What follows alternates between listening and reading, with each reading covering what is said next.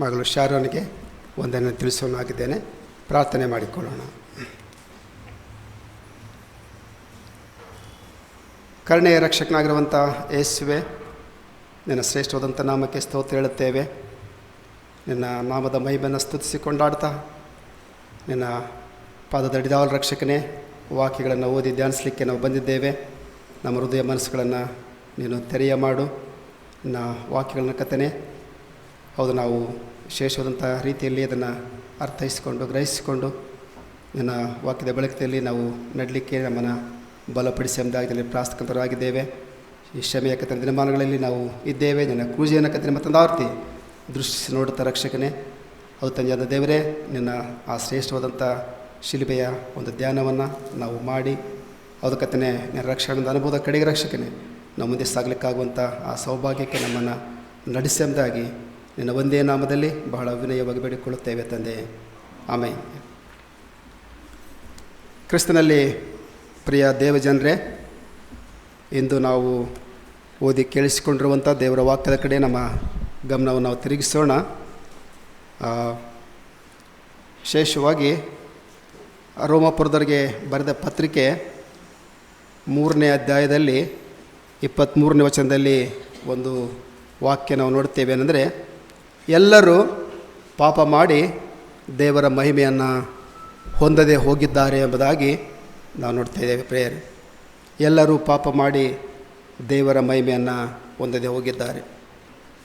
ಈ ದಿವಸದಲ್ಲಿ ನಾವು ಓದಿ ಕೇಳಿಸಿಕೊಂಡಿರುವಂಥ ದೇವರ ವಾಕ್ಯದ ಭಾಗದಲ್ಲಿ ಯೋಹಾನ ಸುವಾರ್ತೆ 11:47-57 ಇರುವಂಥ ವಾಕ್ಯವನ್ನು ನಾವು ಆಲೋಚನೆ ಮಾಡುತ್ತಾ ಈ ವಾಕ್ಯದ ಬೆಳಕಿನಲ್ಲಿ ನಾವು ವಿಶೇಷವಾಗಿ ಒಂದು ವಿಶೇಷವಾದಂಥ ಒಂದು ಧ್ಯಾನವನ್ನು ನಾವು ಮಾಡಲಿಕ್ಕಿದ್ದೇವೆ.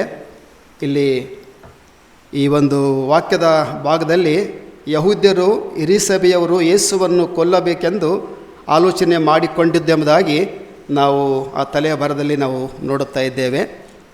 ಯಹೂದ್ಯರು ಹಿರೀಸಭೆಯವರು ಯೇಸುವನ್ನು ಕೊಲ್ಲಬೇಕೆಂಬುದಾಗಿ ಆಲೋಚನೆ ಮಾಡಿಕೊಂಡಿರ್ತಕ್ಕಂಥ ಸಂಗತಿ ನಾವು ನೋಡ್ತಾ ಇದ್ದೇವೆ. ಪ್ರಿಯರೇ, ಈ ವಾಕ್ಯದ ಬೆಳಕಿನಲ್ಲಿ ನಾವು ಈ ದಿವಸದಲ್ಲಿ ಧ್ಯಾನ ಮಾಡುವಂಥ ಒಂದು ವಿಶೇಷವಾದಂಥ ಒಂದು ಸಂಗತಿ ಅದೇನೆಂಬುದಾಗಿ ನೋಡುವಾಗ, ದೇವರ ಚಿತ್ತವು ಈ ಲೋಕದಲ್ಲಿ ನೆರವೇರದಂತೆ ಸೈತಾನನು 6 ವಿಧವಾಗಿರ್ತಕ್ಕಂಥ ಒಂದು ಅಡೆತಡೆಗಳನ್ನು ಮಾಡ್ತಾ ಇದ್ದಾನೆ. ದೇವರ ಚಿತ್ತ ಈ ಲೋಕದಲ್ಲಿ ನೆರವೇರಬಾರದು ಎಂಬುದಾಗಿ ಸೈತಾನನು 6 ವಿಧವಾಗಿರ್ತಕ್ಕಂಥ ಅಡೆತಡೆಗಳನ್ನು, ಇಲ್ಲವೇ 6 ವಿಧವಾಗಿರ್ತಕ್ಕಂಥ ಯೋಜನೆಗಳನ್ನು ಅವನು ಹಾಕಿಕೊಂಡಿದ್ದಾನೆ. ಪ್ರಿಯರೇ, ಆದ್ದರಿಂದ ಈ ಅಡೆತಡೆಗಳು ಯಾವುವು? ಸೈತಾನನು ಯೇಸುವನ್ನು ಆ ದೇವರ ಚಿತ್ತ ನೆರವೇರದಂತೆ ಮಾಡಿರುವಂಥ ಅಡೆತಡೆಗಳು ಅವು ಯಾವುವು ಮತ್ತು ಅವುಗಳನ್ನು ಯಾರ ಮುಖಾಂತರವಾಗಿ ಸೈತಾನನು ಮಾಡಿಸ್ತಾ ಇದ್ದಾನೆ ಎಂಬುವಂಥ ಸಂಗತಿಗಳನ್ನು ಇಂದು ನಾವು ಸ್ವಲ್ಪ ಹೊತ್ತು ಧ್ಯಾನ ಮಾಡಲಿಕ್ಕಿದ್ದೇವೆ. ಪ್ರಿಯರೇ, ನಿಮ್ಮ ಗಮನದಲ್ಲಿ ಇರಲಿ, ಏನಂದರೆ ದೇವರ ಚಿತ್ತ ಈ ಲೋಕದಲ್ಲಿ ನೆರವೇರಬಾರ್ದು. ಆ ನೆರವೇರಬಾರ್ದು ಎಂಬುದಾಗಿ ಸೈತಾನನು 6 ವಿಧವಾಗಿರ್ತಕ್ಕಂಥ ಯೋಜನೆಗಳನ್ನು ಹಾಕಿಕೊಂಡಿದ್ದಾನೆ. 6 ವಿಧವಾಗಿರ್ತಕ್ಕಂಥ ಅಡೆತಡೆಗಳನ್ನು ಅವನು ಮಾಡ್ತಾ ಇದ್ದಾನೆ. ಆ 6 ವಿಧವಾಗಿರ್ತಕ್ಕಂಥ ಆ ಸೈತಾನನ ಯೋಜನೆಗಳು ಯಾವುವು? ದೇವರ ಚಿತ್ತ ನೆರವೇರದ ಹಾಗೆ ಮಾಡುವಂಥ ಯೋಚನೆಗಳು ಯಾವ ಎಂಬುದಾಗಿ ನಾವು ಒಂದೊಂದಾಗಿ ದಿವಸದಲ್ಲಿ ಸ್ವಲ್ಪ ಆಲೋಚನೆ ಮಾಡಿಕೊಳ್ಳೋಣ. ಪ್ರಿಯರೇ, ಮೊದಲನೇದಾಗಿ ದೇವರ ಚಿತ್ತವು ನೆರವೇರದಂತೆ ಸೈತಾನನು ಮಾಡುವಂಥ ಮೊದಲನೆಯ ಒಂದು ಯೋಜನೆ ಯಾವುದೆಂಬುದಾಗಿ ನಾವು ಸ್ವಲ್ಪ ನೋಡಿಕೊಳ್ಳೋಣ. ಪ್ರಿಯರೇ, ಮತ್ತಾಯನ ಸುವಾರ್ತೆ 2ನೇ ಅಧ್ಯಾಯ ಮತ್ತಾಯ 2:13 ವಚನದಲ್ಲಿ ನಾವು ಅದನ್ನು ನೋಡ್ತೇವೆ. ಆ ಯೋಜನೆ ಏನೆಂಬುದಾಗಿ ಸೈತಾನನು ದೇವರ ಚಿತ್ತ ನೆರವೇರದ ಹಾಗೆ ಮಾಡುವಂಥ ಒಂದು ಮೊದಲನೆಯ ಯೋಜನೆ ಅದೇನಾಗಿದೆ ಎಂಬುದಾಗಿ ನೋಡೋಣ. 2:13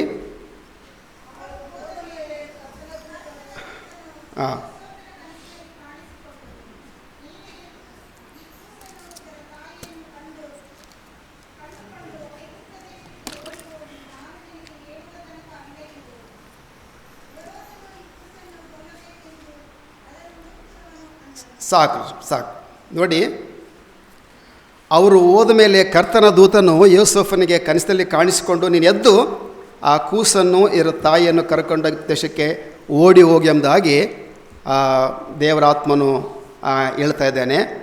ಕರ್ತನ ದೂತನು ಯೋಸೇಫನಿಗೆ ಹೇಳುವಂಥದ್ದು ನೋಡ್ತಕ್ಕಂಥವ್ರು ಆಗಿದ್ದೇವೆ. ಅವರು ಹೋದ ಮೇಲೆ ಎಂಬುದಾಗಿ ಇಲ್ಲಿ ಬರೆಯಲ್ಪಟ್ಟಿದೆ. ಯಾರು ಹೋದ ಮೇಲೆ? ಯಾರು ಹೋದ ಮೇಲೆ ರೀ?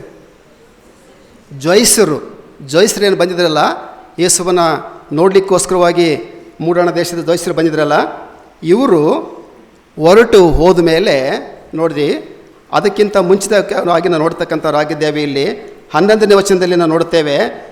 11ನೇ ವಚನ, ಅದೇ ಮತ್ತಾಯ 2:11ನೇ ವಚನದಲ್ಲಿ, ಮತ್ತು ಆ ಮನೆಯೊಳಕ್ಕೆ ಹೋಗಿ ಆ ಕೂಸನ್ನು ಅದರ ತಾಯಿಯಾದ ಮರಿಯಳನ್ನು ಬಳಿಯಲ್ಲಿ ಕಂಡು ಅದಕ್ಕೆ ಸಾಷ್ಟಾಂಗ ನಮಸ್ಕಾರ ಮಾಡಿ ತಮ್ಮ ಗಂಟೆಗಳನ್ನು ಬಿಚ್ಚಿ ಅದಕ್ಕೆ ಚಿನ್ನ, ಧೂಪ, ರಕ್ತ ಬೋಳಗಳನ್ನು ಕಾಣಿಕೆಯಾಗಿ ಕೊಟ್ಟರು. ಆಮೇಲೆ ದೇವರು ಕನಸಿನಲ್ಲಿ ಅವರಿಗೆ ನೀವು ಹೆರೋದನ ಬಳಿಗೆ ತಿರುಗಿ ಹೋಗಬಾರ್ದೆಂದಾಗಿ ಅಪ್ಪಣೆ ಕೊಟ್ಟಿದ್ದರಿಂದ ಅವರು ಬೇರೆ ದಾರಿ ಹಿಡ್ಕೊಂಡ್ಬಿಟ್ಟು ಹೋದರು. ಪ್ರಿಯರೇ, ಬರುವಾಗ ಅವರು ದಾರಿ ತಪ್ಪಿ ಆ ಹೆರೋದನ ಬಳಿಗೆ ಹೋಗಿದ್ದರು. ಅದಕ್ಕೋಸ್ಕರವಾಗಿ ನೀವು ಮತ್ತೆ ಅಲ್ಲಿಗೆ ಹೋಗಬೇಡ್ರಿ, ಅರಸನ ಬಳಿಗೆ ನೀವು ಹೋಗಬೇಡ್ರಿ, ಅದಕ್ಕೋಸ್ಕರವಾಗಿ ನೀವು ಬೇರೆ ದಾರಿ ಹಿಡ್ಕೊಂಡು ಹೋಗಿಬಿಡ್ರಿ ಎಂಬುದಾಗಿ ದೇವರು ಕನಸಿನಲ್ಲಿ ಇವರಿಗೆ ಕಾಣಿಸ್ಕೊಂಡು ಹೇಳಿಬಿಟ್ಟ. ಇವರೇನು ಮಾಡಿದರು? ಬೇರೆ ದಾರಿ ಹಿಡ್ಕೊಂಡು ಹೋದ್ರು ಎಂಬುದಾಗಿ ನಾವು ನೋಡ್ತಾ ಇದ್ದೇವೆ. ಪ್ರಿಯರೇ, ಇಲ್ಲಿ ಈ ಒಂದು ವಿಷಯವನ್ನು ನಾವು ಆಲೋಚನೆ ಮಾಡುವಾಗ ಈ ಒಂದು ಸಮಯದಲ್ಲಿ ಸೈತಾನನು ಏನು ಮಾಡ್ತಾಯಿದ್ದಾನೆ ಎಂಬುದಾಗಿ ನಾವು ನೋಡುವಾಗ, ಸೈತಾನನು ಈ ಸಮಯದಲ್ಲಿ ಬಂದು ಜನರ ಮನಸ್ಸಿನಲ್ಲಿ ಆತನು ಹೊಕ್ಕು ಏನು ಮಾಡ್ತದೆ ಅಂದರೆ, ಯೇಸು ಸ್ವಾಮಿ ಮಗುವಿರಾಗಲೇ ಚಿಕ್ಕದಿರುವಾಗಲೇ ಕೊಂದು ಹಾಕಿಬಿಡಬೇಕೆಂಬುದಾಗಿ ಸೈತಾನನು ಇವರ ಆಲೋಚನೆಗಳಲ್ಲಿ ಬಂದಿದ್ದಾನೆ. ಪ್ರಿಯರೇ, ಈ ಯೇಸು ಮಗುವಾಗಿರುವಾಗಲೇ ಅವನನ್ನು ಕೊಂದು ಹಾಕಿಬಿಟ್ರೆ ದೇವರ ಚಿತ್ತನೇ ನೆರವೇರೋದಿಲ್ಲಲ್ಲ. ದೇವರ ಚಿತ್ತ ಆ ಮಗುವಿನ ಮೂಲಕವಾಗಿ, ಯೇಸುವಿನ ಮೂಲಕವಾಗಿ ಇಲ್ಲಿ ನೆರವೇರಿಸಬೇಕೆಂಬುದಾಗಿ ದೇವರು ತನ್ನ ಉದ್ದೇಶವನ್ನು ಇಟ್ಟುಕೊಂಡು ಕಳಿಸಿದ್ದಾನೆ. ಅದಕ್ಕೋಸ್ಕರವಾಗಿ ಆ ದೇವರ ಚಿತ್ತ ನೆರವೇರಬಾರದು. ಅದಕ್ಕೋಸ್ಕರವಾಗಿ ಸೈತಾನನು ಮಾಡಿದಂಥ ಮೊದಲನೇ ಒಂದು ಯೋಜನೆ ಏನಂದರೆ, ಆ ಮಗುವಿರುವಾಗಲೇ ಸೈತಾನನು ಅದನ್ನು ಮಗುವನ್ನು ಕೊಂದಾಕಿಬಿಟ್ರೆ ದೇವರ ಚಿತ್ತ ನೆರವೇರೋದಿಲ್ಲ. ಅದಕ್ಕೋಸ್ಕರವಾಗಿ ಇಲ್ಲಿ ಸೈತಾನನು ಬಂದು ಆ ಅರಸನಲ್ಲಿ ಹೊಕ್ಕಿದ್ದಾನೆ. ಆ ಅರಸನು ಜೋಯಿಸರಿಗೆ ಹೇಳ್ತಿದ್ದಾನೆ, ನೀವು ಹೋಗುವಾಗ ತಿರುಗಿ ನನಗೆ ಬಂದು ನೀವು ಕೂಸಿನ ವಿಷಯದಲ್ಲಿ ನನಗೆ ಹೇಳ್ರಿ, ನಾನು ಬಂದು ಸಹ ಅದಕ್ಕೆ ಅಡ್ಡ ಬೀಳಬೇಕೆಂಬುದಾಗಿ ಸುಳ್ಳು ವಂಚನೆಯ ಮಾತುಗಳನ್ನು ಅಲ್ಲಿ ಜೋಯಿಸರಿಗೆ ಅರಸ ಆಡಿಬಿಟ್ಟ. ಪ್ರಿಯರೇ, ಆಡಿದ ಅದು ಸೈತಾನನವನ ಮನಸ್ಸಿನಲ್ಲಿ ಆಗಲೇ ಹೊಕ್ಕಿದ್ದ. ಪ್ರಿಯರೇ, ಅದಕ್ಕೋಸ್ಕರವಾಗಿ ಸೈತಾನನ ಆಲೋಚನೆಗಳನ್ನು ಇವರ ಮುಂದೆ ಗುಟ್ಟಾಗಿ ಅವನು ಹೇಳದೆ ನುಡಿತಿದ್ದಾನೆ. ನೀವು ಹೋಗುವಾಗ ಮಗುವಿನ ವಿಚಾರವಾಗಿ ನನಗೆ ತಿಳಿಸಿರಿ, ನಾನು ಗಡ್ಡೆ ಬೀಳಬೇಕೆಂಬುದಾಗಿ. ಅಡ್ಡ ಬೀಳುವಂಥ ಮನಸ್ಸು ಅವನಿಗಿಲ್ಲ. ಆ ಮಗುವನ್ನು ಕೊಂದು ಹಾಕಬೇಕು, ಸಾಯಿಸಬೇಕೆಂಬತಕ್ಕಂಥ ಮನಸ್ಸು ಈ ಅರಸನಲ್ಲಿ ಹುಟ್ಟಿದೆ. ಪ್ರಿಯರೇ, ಆ ಮನಸ್ಸನ್ನು ಸೈತಾನನು ಈಗಲೇ ಈ ಅರಸನ ಮಧ್ಯದಲ್ಲಿ ತೆಗೆದುಕೊಂಡು ಬಂದಿದ್ದೆ ಎಂಬುದಾಗಿ ನಾವು ನೋಡ್ತಕ್ಕಂಥವ್ರಾಗಿದೆ. ಅದಕ್ಕೋಸ್ಕರವಾಗಿ ದೇವರು ಅವರಿಗೆ ಕನಸಿನಲ್ಲಿ ಕಾಣಿಸಿಕೊಂಡು, ನೀವು ಬಂದ ದಾರಿಯನ್ನು ಬಿಟ್ಟುಬಿಟ್ಟು ಬೇರೆ ದಾರಿಯಿಂದ ಹೋಗ್ರಿ ಎಂಬುದಾಗಿ ಅಲ್ಲಿ ದೇವರು ಹೇಳುವಂಥದ್ದು ನೋಡ್ತಕ್ಕಂಥವ್ರಾಗಿದ್ದೇವೆ. ಅದು ಹೇಳಿದ ನಂತರದಲ್ಲಿ ತಕ್ಷಣವೇ ಯೋಸೇಫನಿಗೂ ಕೂಡ ದೇವರು ಕನಸಿನಲ್ಲಿ ಕಾಣಿಸಿಕೊಂಡು ಹೇಳ್ತಾ ಇದ್ದೇನೆ ಅಂದರೆ, ನೀನು ಎದ್ದು ಆ ಕೂಸನ್ನು, ತಾಯಿಯನ್ನು ಬೇಗನೆ ತೆಗೆದುಕೊಂಡು ಐಗುಪ್ತ ದೇಶಕ್ಕೆ ನೀನು ಹೋಗಿಬಿಡು. ನಾನು ನಿನಗೆ ಹೇಳುವ ತನಕ ನೀನು ಅಲ್ಲೇ ಇರು. ಯಾಕಂದರೆ ಹೆರೋದನು ಈ ಕೂಸನ್ನು ಕೊಲ್ಲಿಸಬೇಕೆಂಬುದಾಗಿ ಇದ್ದಾನೆ. ಇದು ದೇವರು ಹೇಳಿದಂಥ ಮಾತು, ಕನಸಿನಲ್ಲಿ ಹೇಳಿದಂಥ ಮಾತು. ನೀನು ಎದ್ದು ಯೋಸೇಫನೇ ಮಗುವನ್ನು, ಮರಿಯಳನ್ನು ಕರೆದುಕೊಂಡು ಐಗುಪ್ತ ದೇಶಕ್ಕೆ ನೀನು ಓಡಿ ಹೋಗು, ಯಾಕಂದರೆ ಈ ಕೂಸನ್ನು ಹೆರೋದನು ಕೊಲ್ಲಿಸಲಿಕ್ಕಿದ್ದಾನೆ ಎಂಬುದಾಗಿ ಹೇಳಿದಾಗ ತಕ್ಷಣವೇ ಯೋಸೇಫನು ಆ ಮಗುವನ್ನು ಮತ್ತು ಮರಿಯಳನ್ನು ಕರೆದುಕೊಂಡು ಅದೇ ರಾತ್ರಿ ವೇಳೆಯಲ್ಲಿ, ಯಾವಾಗ ಆ ದೇವರ ಒಂದು ವಾಗ್ದಾನ ಕನಸಿನಲ್ಲಿ ಮೂಲಕವಾಗಿ ಅವರಿಗೆ ಆಯಿತು, ತಕ್ಷಣವೇ ಅದೇ ಗಳಿಗೆಯಲ್ಲಿ ಆ ಮಗುವನ್ನು, ತಾಯಿಯನ್ನು ಕರೆದುಕೊಂಡು ಯೋಸೇಫನು ಐಗುಪ್ತ ದೇಶಕ್ಕೆ ಹೊರಟು ಹೋದ ಎಂಬುದಾಗಿ ನಾವು ನೋಡ್ತಾ ಇದ್ದೇವೆ. ಇದು ಸೈತಾನನ ಮೊದಲನೇ ಪ್ರಯತ್ನ. ದೇವರ ಚಿತ್ತ ಈ ಲೋಕದಲ್ಲಿ ನೆರವೇರಬಾರದು ಎಂಬುದಾಗಿ 6 ಯೋಜನೆಗಳನ್ನು ಅವನು ಹಾಕಿಕೊಂಡಿದ್ದಾನೆ. ಈ ಯೋಜನೆ ಮೊದಲನೇ ಯೋಜನೆ ಹೆರೋದನ ಮನಸ್ಸಿನಲ್ಲಿ ಆಲೋಚನೆ ಹುಟ್ಟಿಸಿ ಹೇಗಾದರೂ ಮಾಡಿ ಮಗುವನ್ನು ಕೊಲ್ಲಿಸಬೇಕೆಂಬುದಾಗಿ ಆತನು ನೋಡಿದ. ಆದರೆ ಈ ಯೋಜನೆ, ಸೈತಾನನ ಯೋಜನೆ, ಮೊದಲನೇ ಯೋಜನೆ ಫೇಲ್ ಆಯಿತು, ನೆರವೇರಲಿಲ್ಲ ಪ್ರಿಯರೇ. ಆದರೂ ಕೂಡ ಸೈತಾನನು ಎಷ್ಟು ಬಲವಾದಂಥವನು ನೋಡಿ. ಈ ಹೆರೋದನ ಮನಸ್ಸಿನಲ್ಲಿ ಸೈತಾನು ಹೊಕ್ಕಿದನಲ್ಲ, ಇವನು ಕೊನೆಗೆ ಸ್ವಾಮಿಯನ್ನು ಕೊಲ್ಲಿಸಬೇಕೆಂಬುದಾಗಿ ಇದ್ದಂಥವನು. ಐಗುಪ್ತ ದೇಶಕ್ಕೆ ಇವರು ಓಡಿ ಹೋಗಿದ್ದರಿಂದ ಮಗು ಅಲ್ಲಿಲ್ಲ. ಆದರೆ ಹೆರೋದನು ಏನು ಮಾಡ್ತಾನೆ, 2 ವರ್ಷದ ಗಂಡು ಮಕ್ಕಳನ್ನು ಆ ಬೆತ್ಲೆಹೇಮಿನಲ್ಲಿ ಮತ್ತು ಅದರ ಸುತ್ತಮುತ್ತಲಿರ್ತಕ್ಕಂಥ ಎಲ್ಲ ಹಳ್ಳಿಗಳಲ್ಲಿ 2 ವರ್ಷದ ಗಂಡು ಮಕ್ಕಳನ್ನು ಕೊಲಿಸೇ ಬಿಟ್ಟ. ಒಂದು ವೇಳೆ ಯೇಸು ಅಲ್ಲಿ ಇದ್ದಿದ್ದಾದರೆ ಅವಾಗ ಯೇಸು ಸತ್ತೋಗಬೇಕಾಗಿತ್ತು ಪ್ರಿಯರೇ, 2 ವರ್ಷದ ಒಳಗಡೆ ಇರ್ತಕ್ಕಂಥ ಎಲ್ಲ ಮಕ್ಕಳನ್ನು ಕೊಲಿಸಿದಾಗ. ಈ ಯೋಜನೆ, ಮೊದಲನೇ ಯೋಜನೆಯನ್ನು ಸೈತಾನನು ಹಾಕಿಕೊಂಡು ಸ್ವಾಮಿಯನ್ನು ಕೊಲಿಸಿಬಿಡಬೇಕು, ಕೊಂದು ಬಿಡಬೇಕು. ಈ ಕೂಸಿರುವಾಗಲೇ ಆತನ ಕೊಂದುಬಿಟ್ರೆ ದೇವರ ಯೋಜನೆಗಳು ನೆರವೇರುವುದಿಲ್ಲ ಎಂಬುದಾಗಿ ಅವನು ಮಾಡಿದಂಥ ಯೋಜನೆ ಅದು ಸಫಲವಾಗಲಿಲ್ಲ, ಮೊದಲನೇ ಯೋಜನೆ ಎಂಬುದಾಗಿ ನಾವು ನೋಡ್ತೇವೆ ಪ್ರಿಯರೇ. ಈಗ ಎರಡನೇ ಯೋಜನೆ, ಸೈತಾನನ್ನು ಹಾಕಿಕೊಂಡಿರುವಂಥ ದೇವರ ಚಿತ್ತ ನೆರವೇರದ ಹಾಗೆ ಸೈತಾನನ್ನು ಹಾಕಿಕೊಂಡಿರುವಂಥ ಎರಡನೇ ಯೋಜನೆಯನ್ನು ಸ್ವಲ್ಪ ನಾವು ನೋಡೋಣ ಪ್ರಿಯರೇ. ಮತ್ತಾಯನ ಬರೆದ ಸುವಾರ್ತೆ 4ನೇ ಅಧ್ಯಾಯ ವಚನ 1ರಿಂದ 11 ವಚನಗಳಲ್ಲಿ ಈ ಒಂದು ಯೋಜನೆಯನ್ನು ನಾವು ಸ್ವಲ್ಪ ನೋಡೋಣ ಪ್ರಿಯರೇ. ದೇವರ ಚಿತ್ತ ನೆರವೇರದ ಹಾಗೆ ಸೈತಾನನ್ನು ಮಾಡದಂಥ ಎರಡನೆಯ ಒಂದು ಯೋಜನೆ ಅದು ಏನಾಗುತ್ತೆ ಎಂಬುದಾಗಿ ನಾವು ನೋಡುವಾಗ, ಮತ್ತಾಯ 4:1ರಿಂದ 11ರಲ್ಲಿ ಈ ವೇದ ವಾಕ್ಯದಲ್ಲಿ ಬರೆಯಲ್ಪಟ್ಟಿದೆ. ಇಲ್ಲಿ ನಾವು ಏನು ನೋಡ್ತೇವೆ ಎಂಬುದಾಗಿ ನೋಡುವಾಗ, ಸೈತಾನನು ಯೇಸುವನ್ನು ಪಾಪದಲ್ಲಿ ಸಿಕ್ಕಿಸೋದಕ್ಕೋಸ್ಕರವಾಗಿ ಪ್ರಯತ್ನ ಮಾಡ್ತಾ ಇದ್ದಾನೆ. ಅವನ ಮೊದಲನೇ ಪ್ರಯತ್ನ ಅದು ವಿಫಲವಾಗಿ ಹೋಯಿತು, ಅದು ಫೇಲ್ ಆಗಿ ಹೋಯಿತು. ಎರಡನೇ ಪ್ರಯತ್ನವನ್ನು ಈಗ ಮಾಡ್ತಾ ಇದ್ದಾನೆ. ದೇವರ ಚಿತ್ತ ಈ ಲೋಕದಲ್ಲಿ ನೆರವೇರದ ಹಾಗೆ ಈ ಒಂದು ಎರಡನೇ ಪ್ರಯತ್ನವನ್ನು ಸ್ವಾಮಿ ಮೇಲೆ ಮಾಡ್ತಾ ಇದ್ದಾನೆ ಪ್ರಿಯರೇ. ಇಲ್ಲಿ ಯೇಸು ಸ್ವಾಮಿಯನ್ನು ನೋಡ್ತಕ್ಕಂಥವರಾಗಿದ್ದೇವೆ. ಯೇಸುವನ್ನು ಪಾಪದಲ್ಲಿ ಸಿಕ್ಕಿಸೋದಕ್ಕೋಸ್ಕರವಾಗಿ ಪ್ರಯತ್ನಿಸಿದ್ದು ಎಂಬುದಾಗಿ ಇಲ್ಲಿ ಬರೆಯಲ್ಪಟ್ಟಿದೆ ತಲೆಬರಹದಲ್ಲಿ, 4ನೇ ಅಧ್ಯಾಯದ ತಲೆಬರಹದಲ್ಲಿ. ಈಗ ಸ್ವಾಮಿ ಬಳಿಗೆ ಸೈತಾನನು ಬರ್ತಾನೆ. ಹೇಗೆ ಬರ್ತಾನೆ ಎಂಬುದಾಗಿ ನೋಡುವಾಗ, ಆತನು ಯೇಸುವು ತನ್ನ ಸೇವೆಯನ್ನು ಪ್ರಾರಂಭ ಮಾಡುವಂಥ ಮುಂಚಿತವಾಗಿ ಆತನು 40 ದಿವಸಗಳ ಕಾಲ ಉಪವಾಸ ಮಾಡಿದೆ ಎಂಬುದಾಗಿ ನಮಗೆ ಗೊತ್ತಿದೆ ಪ್ರಿಯರೇ. ಹಗಲು 2 ಆತನು ಒಂದು ಸ್ಥಳವನ್ನು, ಅಡವಿಯ ಒಂದು ಸ್ಥಳವನ್ನು ಆತನು ಆಯ್ಕೆ ಮಾಡಿಕೊಂಡ. ಅದು ಅಡವಿ ಸ್ಥಳ ಅಲ್ಲ, ಆ್ಯಕ್ಚುಲಿ ಅದೊಂದು ಬೆಟ್ಟನೇ, ಟೆಂಪ್ಟೇಷನ್ ಮೌಂಟ್ ಎಂಬುದಾಗಿ ಅದಕ್ಕೆ ಕರೀತಾರೆ. ಆ ಟೆಂಪ್ಟೇಷನ್ ಮೌಂಟನ್ಗೆ ನಾವು ಹೋಗಿ ಬಂದಿದ್ದೇವೆ, ನೋಡಿದ್ದೇವೆ. ಅದಕ್ಕೋಸ್ಕರವಾಗಿ ಅದು ಭಾಳ ಎತ್ತರವಾಗಿರ್ತಕ್ಕಂಥ ಒಂದು ಗುಡ್ಡ, ಅದು ಅಡವಿ ಸ್ಥಳ ಅಲ್ಲ. ಅದು ಆ್ಯಕ್ಚುಲಿ ನೋಡಬೇಕಾಗಿದ್ರೆ ದೊಡ್ಡ ಗುಡ್ಡ ಅದು. ಆ ಗುಡ್ಡ ಹತ್ತಕ್ಕೆ ಕೂಡ ಆಗೋದಿಲ್ಲ ಯಾರಿಗೆ, ಅಂಥ ಭಯಂಕರವಂಥ ಗುಡ್ಡ ಇದೆ ಪ್ರಿಯರೇ. ಅಲ್ಲಿ ಸ್ವಾಮಿ ಅದರಲ್ಲಿ ಹೋಗಿ 40 ದಿವಸಗಳ ಕಾಲ ಉಪವಾಸವಿದ್ದು ಆತನು ಪ್ರಾರ್ಥನೆ ಮಾಡುವಂಥದ್ದು ನೋಡ್ತಕ್ಕಂಥವರಾಗಿದ್ದೇವೆ. ಈ 40 ದಿವಸ ಯಾಕೆಂದರೆ ತನ್ನನ್ನು ಬಲಪಡಿಸಿಕೊಂಡ, ಈಗ ಸೇವೆಗೋಸ್ಕರವಾಗಿ ಹೋಗಬೇಕಾತನು, ಅದಕ್ಕೋಸ್ಕರವಾಗಿ 40 ದಿವಸಗಳ ಕಾಲ ಉಪವಾಸವಿದ್ದು ಆತನು ಪ್ರಾರ್ಥನೆಯಲ್ಲಿ ಆ ಸೇವೆಗೋಸ್ಕರ ತನ್ನ ಬಲಪಡಿಸಿಕೊಳ್ಳಿಕ್ಕೆ ಇದ್ದಂಥ ಸಮಯವನ್ನು ನಾವು ನೋಡ್ತಕ್ಕಂಥವರಾಗಿದ್ದೇವೆ. ಆತನು ಆ 40 ದಿವಸ ಕಾಲ ಉಪವಾಸವಿದ್ದು ಪ್ರಾರ್ಥಿಸಿ ದೇವರ ಬಲವನ್ನು ಹೊಂದಿಕೊಳ್ಳಿಕ್ಕೆ ಇದ್ದಾಗ ಆತನಿಗೆ ಹಸಿವಾಯಿತು ಎಂಬುದಾಗಿ ನಾವು ನೋಡ್ತೇವೆ ಪ್ರಿಯರೇ. ಹಸಿವಾದಾಗ ಇದೇ ಸಮಯವನ್ನು ಸೈತಾನನು ಗಮನಿಸಿಕೊಂಡು, ಸೈತಾನಿಗೆ ಗೊತ್ತೀಗ ಸ್ವಾಮಿಗೆ ಅದು ಹಸಿವಾಗಿದೆ, ಇದೇ ನಮಗೆ ಒಳ್ಳೆಯ ಸಮಯ ಆತನ ವಂಚಿಸಲಿಕ್ಕೆ ಇದು ಒಳ್ಳೆಯ ಸಮಯ ಎಂಬುದಾಗಿ, ಆತನನ್ನು ಪಾಪದಲ್ಲಿ ಶಿಕ್ಷಿಸಲಿಕ್ಕೆ ಇದು ಒಳ್ಳೆಯ ಸಮಯ ಎಂಬುದಾಗಿ ಸೈತಾನ ತಿಳಿದುಕೊಂಡು ಸೈತಾನನು ಬರ್ತಾನೆ. ಯೇಸು ಸ್ವಾಮಿಯ ಬಳಿಗೆ ಬಂದು ಹೇಳ್ತದೆ ಏನಂದರೆ 5 ಮತ್ತು 6ನೇ ವಚನ ಸ್ವಲ್ಪ ನಾವು ನೋಡೋಣ. ಮತ್ತಾಯನ ಸುವಾರ್ತೆ 4ನೇ ಅಧ್ಯಾಯ 5 ಮತ್ತು 6ನೇ ವಚನ ಸ್ವಲ್ಪ ನೋಡೋಣ.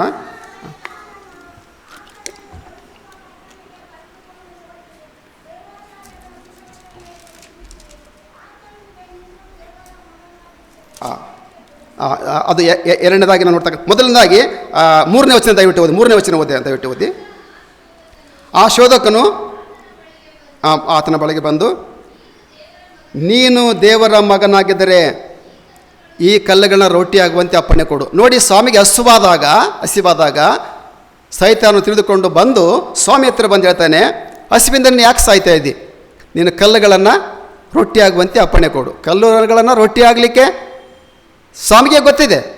ಆತನು ಎಂತೆಂಥ ಅದ್ಭುತ ಮಾತುಕಾರ್ಯಗಳು ಮಾಡಿದ್ದಾನೆ. ರೊಟ್ಟಿ ಆದರೂ ಮಾಡ್ತಾನೆ, ಅನ್ನ ಆದರೂ ಮಾಡ್ತಾನೆ, ಚಪಾತಿ ಆದರೂ ಮಾಡ್ತಾನೆ. ದೇವರಿಗೇನು ತೊಂದರೆ ಇಲ್ಲ ಅದರಿಂದ. ಆದರೆ ಸೈತಾನ ಈಗ ಬಂದು ಇಲ್ಲಿ ನೀನು ಆ ಕಲ್ಲುಗಳನ್ನ ರೊಟ್ಟಿ ಆಗುವಂತೆ ಮಾಡಿ ಎಂಬುದಾಗಿ ಹೇಳುವಾಗ ಸ್ವಾಮಿ ಕೊಟ್ಟಂಥ ಉತ್ತರ ಏನು ಸೈತಾನನಿಗೆ?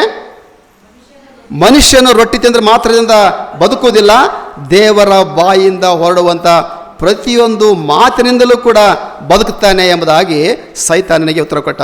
ಪಾಪದಲ್ಲಿ ಸೈತಾನನು ಯೇಸುವನ್ನು ಸಿಕ್ಕಿಸಿ ಹಾಕಿ ಪಾಪದಲ್ಲಿ ಮಾಡಬೇಕು. ಆತನ ಪಾಪದಲ್ಲಿ ಬಿದ್ದು ಹೋಗಿಬಿಟ್ರೆ ದೇವರ ಚಿತ್ತ ನೆರವೇರೋದಿಲ್ಲ. ಅದೇ ಅವನ ಉದ್ದೇಶ. ಅದಕ್ಕೋಸ್ಕರವಾಗಿ ಇದನ್ನು ಈ ಒಂದು ವಂಚನೆಯನ್ನು ಸ್ವಾಮಿಗೆ ಮೊದಲದಾಗಿ ಮಾಡ್ತಾನೆ. ಎರಡನೇದಾಗಿ ನಾವು ಆಗಲೇ ಓದಿದ್ದೇವೆ 5ನೇ ವಚನದಲ್ಲಿ, ಸೈತಾನನು ಅವನನ್ನು ಪರಿಶುದ್ಧ ಪಟ್ಟಣಕ್ಕೆ ಕರೆದುಕೊಂಡು ಹೋಗಿ ದೇವಾಲಯದ ಶಿಖರದ ಮೇಲೆ ನಿಲ್ಲಿಸಿ ಆತನಿಗೆ ಹೇಳ್ತಾನೆ, ನೀನು ದೇವರ ಮಗನಾಗಿದ್ದರೆ ಕೆಳಕ್ಕೆ ಧುಮುಕು. ಆತನು ನಿನ್ನ ವಿಷಯವಾಗಿ ತನ್ನ ದೂತರಿಗೆ ಅಪ್ಪಣೆ ಕೊಡ್ತಾನೆ, ನಿನ್ನ ಕಾಲು ಕಲ್ಲಿಗೆ ತಗಲದಂತೆ ದೇವದೂತರು ಬಂದು ನಿನ್ನನ್ನು ಕೈಗಳಲ್ಲಿ ಎತ್ತಿಕೊಳ್ತಾರೆ ಎಂಬುದಾಗಿ ಹೇಳ್ತಾನೆ. ಇದು ಮತ್ತೆ ಎರಡನೇ ಒಂದು ಶೋಧನೆಯನ್ನು ಸೈತಾನನು ಸ್ವಾಮಿಗೆ ಹುಟ್ಟಿಸ್ತಾ ಇದ್ದಾನೆ. ಈ ಒಂದು ವಿಷಯಕ್ಕೆ ಸ್ವಾಮಿ ಕೊಟ್ಟಂಥ ಉತ್ತರ ಏನು? 7ನೇ ವಚನದಲ್ಲಿ, ನಿನ್ನ ದೇವರಾಗಿರುವ ಆ ಕರ್ತನನ್ನು ನೀನು ಪರೀಕ್ಷಿಸಬಾರದು ಎಂಬುದಾಗಿ ಸಹ ಬರೆದಿದೆ ಸೈತಾನನೇ ಎಂಬುದಾಗಿ ಸೈತಾನಿಗೆ ಹೇಳ್ತಾನೆ. ನಿನ್ನ ದೇವರಾಗಿರುವಂಥ ಕರ್ತನನ್ನು ಯೆಹೋವನನ್ನು ನೀನು ಪರೀಕ್ಷಿಸಬಾರದು ಎಂಬುದಾಗಿ ಸಹ ಬರೆದಿದೆ ಎಂಬುದಾಗಿ ಅದಕ್ಕೆ ಆತನ ಉತ್ತರವನ್ನು ಕೊಟ್ಟೆಂಬುದಾಗಿ ನೋಡ್ತಕ್ಕಂಥವರಾಗಿದ್ದೇವೆ. ಆದ್ದರಿಂದ ಇಲ್ಲಿ ಎರಡನೇ ಒಂದು ಶೋಧನೆ ಸ್ವಾಮಿಗೆ ತರುವಂಥ ತನಕ ನೋಡ್ತೇವೆ. ಆ ಶೋಧನೆ ಕೂಡ ಸ್ವಾಮಿ ಜಯಿಸಿದ, ಅವನ ಶೋಧನೆಗೆ ಅವನು ಒಳಗಾಗಲಿ ಎಂಬುದಾಗಿ ನೋಡ್ತಕ್ಕಂಥ ಮೂರನೇ ಶೋಧನೆ ಅಲ್ಲೇ ಮಾಡ್ತಾ ಇದ್ದಾನೆ. 8ನೇ ವಚನ ಒಂದು ಸ್ವಲ್ಪ ನಾವು ಓದೋಣ.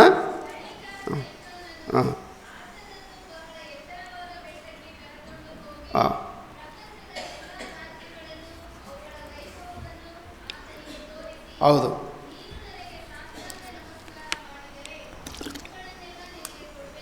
ನಿನಗೆ ಸಾಷ್ಟಾಂಗ ನಮಸ್ಕಾರ ನಮಗೆ ಮಾಡು. ಎಲ್ಲ ಆತನ ಕರೆದುಕೊಂಡು ಆ ವೈಭವವನ್ನು, ಪ್ರಪಂಚದ ಎಲ್ಲ ರಾಜ್ಯಗಳನ್ನು, ಅದರ ವೈಭವಗಳನ್ನು ಆತನಿಗೆ ತೋರಿಸಿ ನನಗೆ ಸಾಷ್ಟಾಂಗ ನಮಸ್ಕಾರ ಮಾಡಿದರೆ ಇವೆಲ್ಲವುಗಳನ್ನು ನಾನು ನಿನಗೆ ಕೊಡ್ತೇನೆ ಎಂಬುದಾಗಿ ಹೇಳ್ತಾನೆ. ಪ್ರಿಯರೇ, ಇವೆಲ್ಲವುಗಳನ್ನು ಉಂಟು ಮಾಡಿದಂಥವನು ಯಾರು? ದೇವರು ತಾನೇ ಉಂಟು ಮಾಡಿದಂಥವನು. ಹಾಗಾಗಿ ಆ ದೇವರ ಮಗನಿಗೆ ಒಂದು ಕೇಳ್ತಾ ಇದ್ದೇನೆ ಏನಂದರೆ, ಎಲ್ಲ ವೈಭವವನ್ನು ತೋರಿಸಿ ಇದೆಲ್ಲವನ್ನು ನೋಡು, ಎಲ್ಲ ತನ್ನದೇ ಎಂಬಾಗಿ ಅನ್ನುವ ಹಾಗೆ ಈ ಸೈತಾನ ಹೇಳ್ತಾ ಇದ್ದೇನೆ ಪ್ರಿಯರೇ. ಯಾಕಂದರೆ ಈ ರಾಜ್ಯವೇ ಅಂತದಲ್ಲ, ಈ ಲೋಕವೇ ಅಂತದಲ್ಲ, ಸೈತಾನನ ರಾಜ್ಯ ಎಂಬುದಾಗಿ ನಾವು ಕರಿತೇವೆ. ಅದಕ್ಕೋಸ್ಕರವಾಗಿ ಆ ಸೈತಾನನು ಇವನನ್ನು ಈ ಸಂದರ್ಭದಲ್ಲಿ ಯೇಸುವನ್ನು ಶೋಧಿಸಿ ಹೇಳ್ತಾ ಇದ್ದೇನೆ, ಎಲ್ಲ ರಾಜ್ಯಗಳನ್ನು ತೋರಿಸಿ ನನಗೆ ಸಾಷ್ಟಾಂಗ ನಮಸ್ಕಾರ ಮಾಡಿದರೆ ಇದೆಲ್ಲ ನಿನದೇ ಆಗ್ತಿದೆ ಎಂಬುದಾಗಿ ಹೇಳುವಾಗ ಯೇಸು ಕೊಟ್ಟಂಥ ಉತ್ತರ 10ನೇ ವಚನದಲ್ಲಿ, ಸೈತಾನನೇ ಎಂಬುದಾಗಿ ನೇರವಾಗಿ ಸ್ವಾಮಿ ಅವನನ್ನು ಕರಿತಾನೆ. ಸೈತಾನನೇ, ನೀನು ತೊಲಗಿ ಹೋಗು, ನಿನ್ನ ದೇವರಾಗಿರುವ ಕರ್ತನಿಗೆ ಅಡ್ಡ ಬಿದ್ದು ಆತನೊಬ್ಬನನ್ನೇ ಆರಾಧಿಸಬೇಕೆಂಬುದಾಗಿ ಬರೆದಿದೆ. ಅದಕ್ಕೋಸ್ಕರವಾಗಿ ಈ ಸೈತಾನನೇ ಶೋಧನೆಯನ್ನು ತಂದಿರುವಂಥದ್ದಕ್ಕೋಸ್ಕರವಾಗಿ ಆ 2 ಶೋಧನೆಗಳಲ್ಲಿ ಆತನು ಸೈತಾನನೆಂಬುದಾಗಿ ಕರೀಲಿಲ್ಲ. ಇನ್ನು ಹೆಚ್ಚು ಶೋಧನೆಗಳಿಗೆ ಒಳಪಡಿಸಲಿಕ್ಕೆ ಹೋಗುವಂಥ ಸ್ವಾಮಿಯ ಸೈತಾನನನ್ನು ನೋಡಿಬಿಟ್ಟು ನೇರವಾಗಿ ಹೇಳ್ತಾನೆ, ಸೈತಾನನೇ ನನ್ನಿಂದ ತೊಲಗಿ ಹೋಗು, ನನಗೆ ಯಾಕೆ ನಿನ್ನ ಪಾತ್ರ ಶಿಕ್ಷಲಿಕ್ಕೆ ಬಂದಿದ್ದಿ? ಅದಕ್ಕೋಸ್ಕರವಾಗಿ ನಿನ್ನ ದೇವರಾಗ್ತಕ್ಕಂಥ ಒಬ್ಬನಿಗೆ ಅಡ್ಡ ಬಿದ್ದು ಆತನ ಆರಾಧಿಸಬೇಕೆಂಬುದಾಗಿ ಬರೆದಿದೆ. ಅದಕ್ಕೋಸ್ಕರವಾಗಿ ನೀನು ಆ ಕೆಲಸ ಮಾಡು ಹೋಗಿ ಎಂಬುದಾಗಿ ಸೈತಾನನಿಗೆ ಹೇಳಿದ ಎಂಬುದಾಗಿ ನೋಡ್ತಕ್ಕಂಥವರಾಗಿದ್ದೇವೆ. ಆದ್ದರಿಂದ ಸೈತಾನನು ಅಲ್ಲಿಂದ ಹೊರಟು ಹೋಗಿಬಿಟ್ಟ. ಯೇಸುವನ್ನು ಪಾಪದಲ್ಲಿ ಶಿಕ್ಷಿಸಿಬಿಟ್ಟು, ಪಾಪದಲ್ಲಿ ಹಾಕಿಸಿಬಿಟ್ಟು ಆ ದೇವರ ಒಂದು ಯೋಜನೆ ಈ ಲೋಕದಲ್ಲಿ ನೆರವೇರದ ಹಾಗೆ ಮಾಡಬೇಕೆಂಬುದಾಗಿ ತನ್ನ 2ನೇ ಪ್ರಯತ್ನವನ್ನು ಸೈತಾನನು ಮಾಡಿದ. ಅದರಲ್ಲಿ ಕೂಡ ಅವನು ಸೋತು ಹೋಗಿಬಿಟ್ಟ. ಅದರಲ್ಲಿ ಅವನ ಜಯ ಮಾಡಲಿಕ್ಕೆ ಆಗಲಿಲ್ಲ. ತನ್ನ ಉದ್ದೇಶವನ್ನು, ಯೋಜನೆಯನ್ನು ಅದು ಪೂರ್ತಿಗೊಳಿಸಲಿಕ್ಕೆ ಆಗಲಿಲ್ಲ. ಆದರೂ ಕೂಡ ತನ್ನ ಪ್ರಯತ್ನವನ್ನು ಸೈತಾನ ಬಿಡ್ತಾ ಇಲ್ಲ. ಈಗ 2 ಯೋಜನೆಗಳು ವಿಫಲವಾಗಿ ಹೋದರೂ ಸಹ ಇನ್ನೂ ಕೂಡ ದೇವರ ಉದ್ದೇಶ ಈ ಲೋಕದಲ್ಲಿ ಆತನ ದೇವರ ಚಿತ್ತ ನೆರವೇರದ ಹಾಗೆ ಇನ್ನೂ 4 ಪ್ರಯತ್ನಗಳನ್ನು ನಾವು ಮಾಡ್ತಾ ಇದ್ದೇನೆ. 3ನೇ ಪ್ರಯತ್ನ ಯೋಜನೆ ಅವನದು ಏನಾಗಿತ್ತು, ಸೈತಾನದು ದೇವರ ಉದ್ದೇಶ ನೆರವೇರದ ಹಾಗೆ ಒಂದು 3ನೇ ಪ್ರಯತ್ನ ಏನಾಗುತ್ತೆ ಎಂಬುದಾಗಿ ನಾವು ನೋಡುವಾಗ ಮತ್ತಾಯನ ಬರೆದ ಸುವಾರ್ತೆ 16ನೇ ಅಧ್ಯಾಯ ವಚನ 22-23 ನಾವು ಓದಿ ಕೇಳಿಸಿಕೊಳ್ಳೋಣ. ಮತ್ತಾಯನ ಬರೆದ ಸುವಾರ್ತೆ 16ನೇ ಅಧ್ಯಾಯದ 22 ಮತ್ತು 23 ವಚನಗಳನ್ನು ನಾವು ಓದಿ ಕೇಳಿಸಿಕೊಳ್ಳೋಣ ಪ್ರಿಯರೇ. ಏನು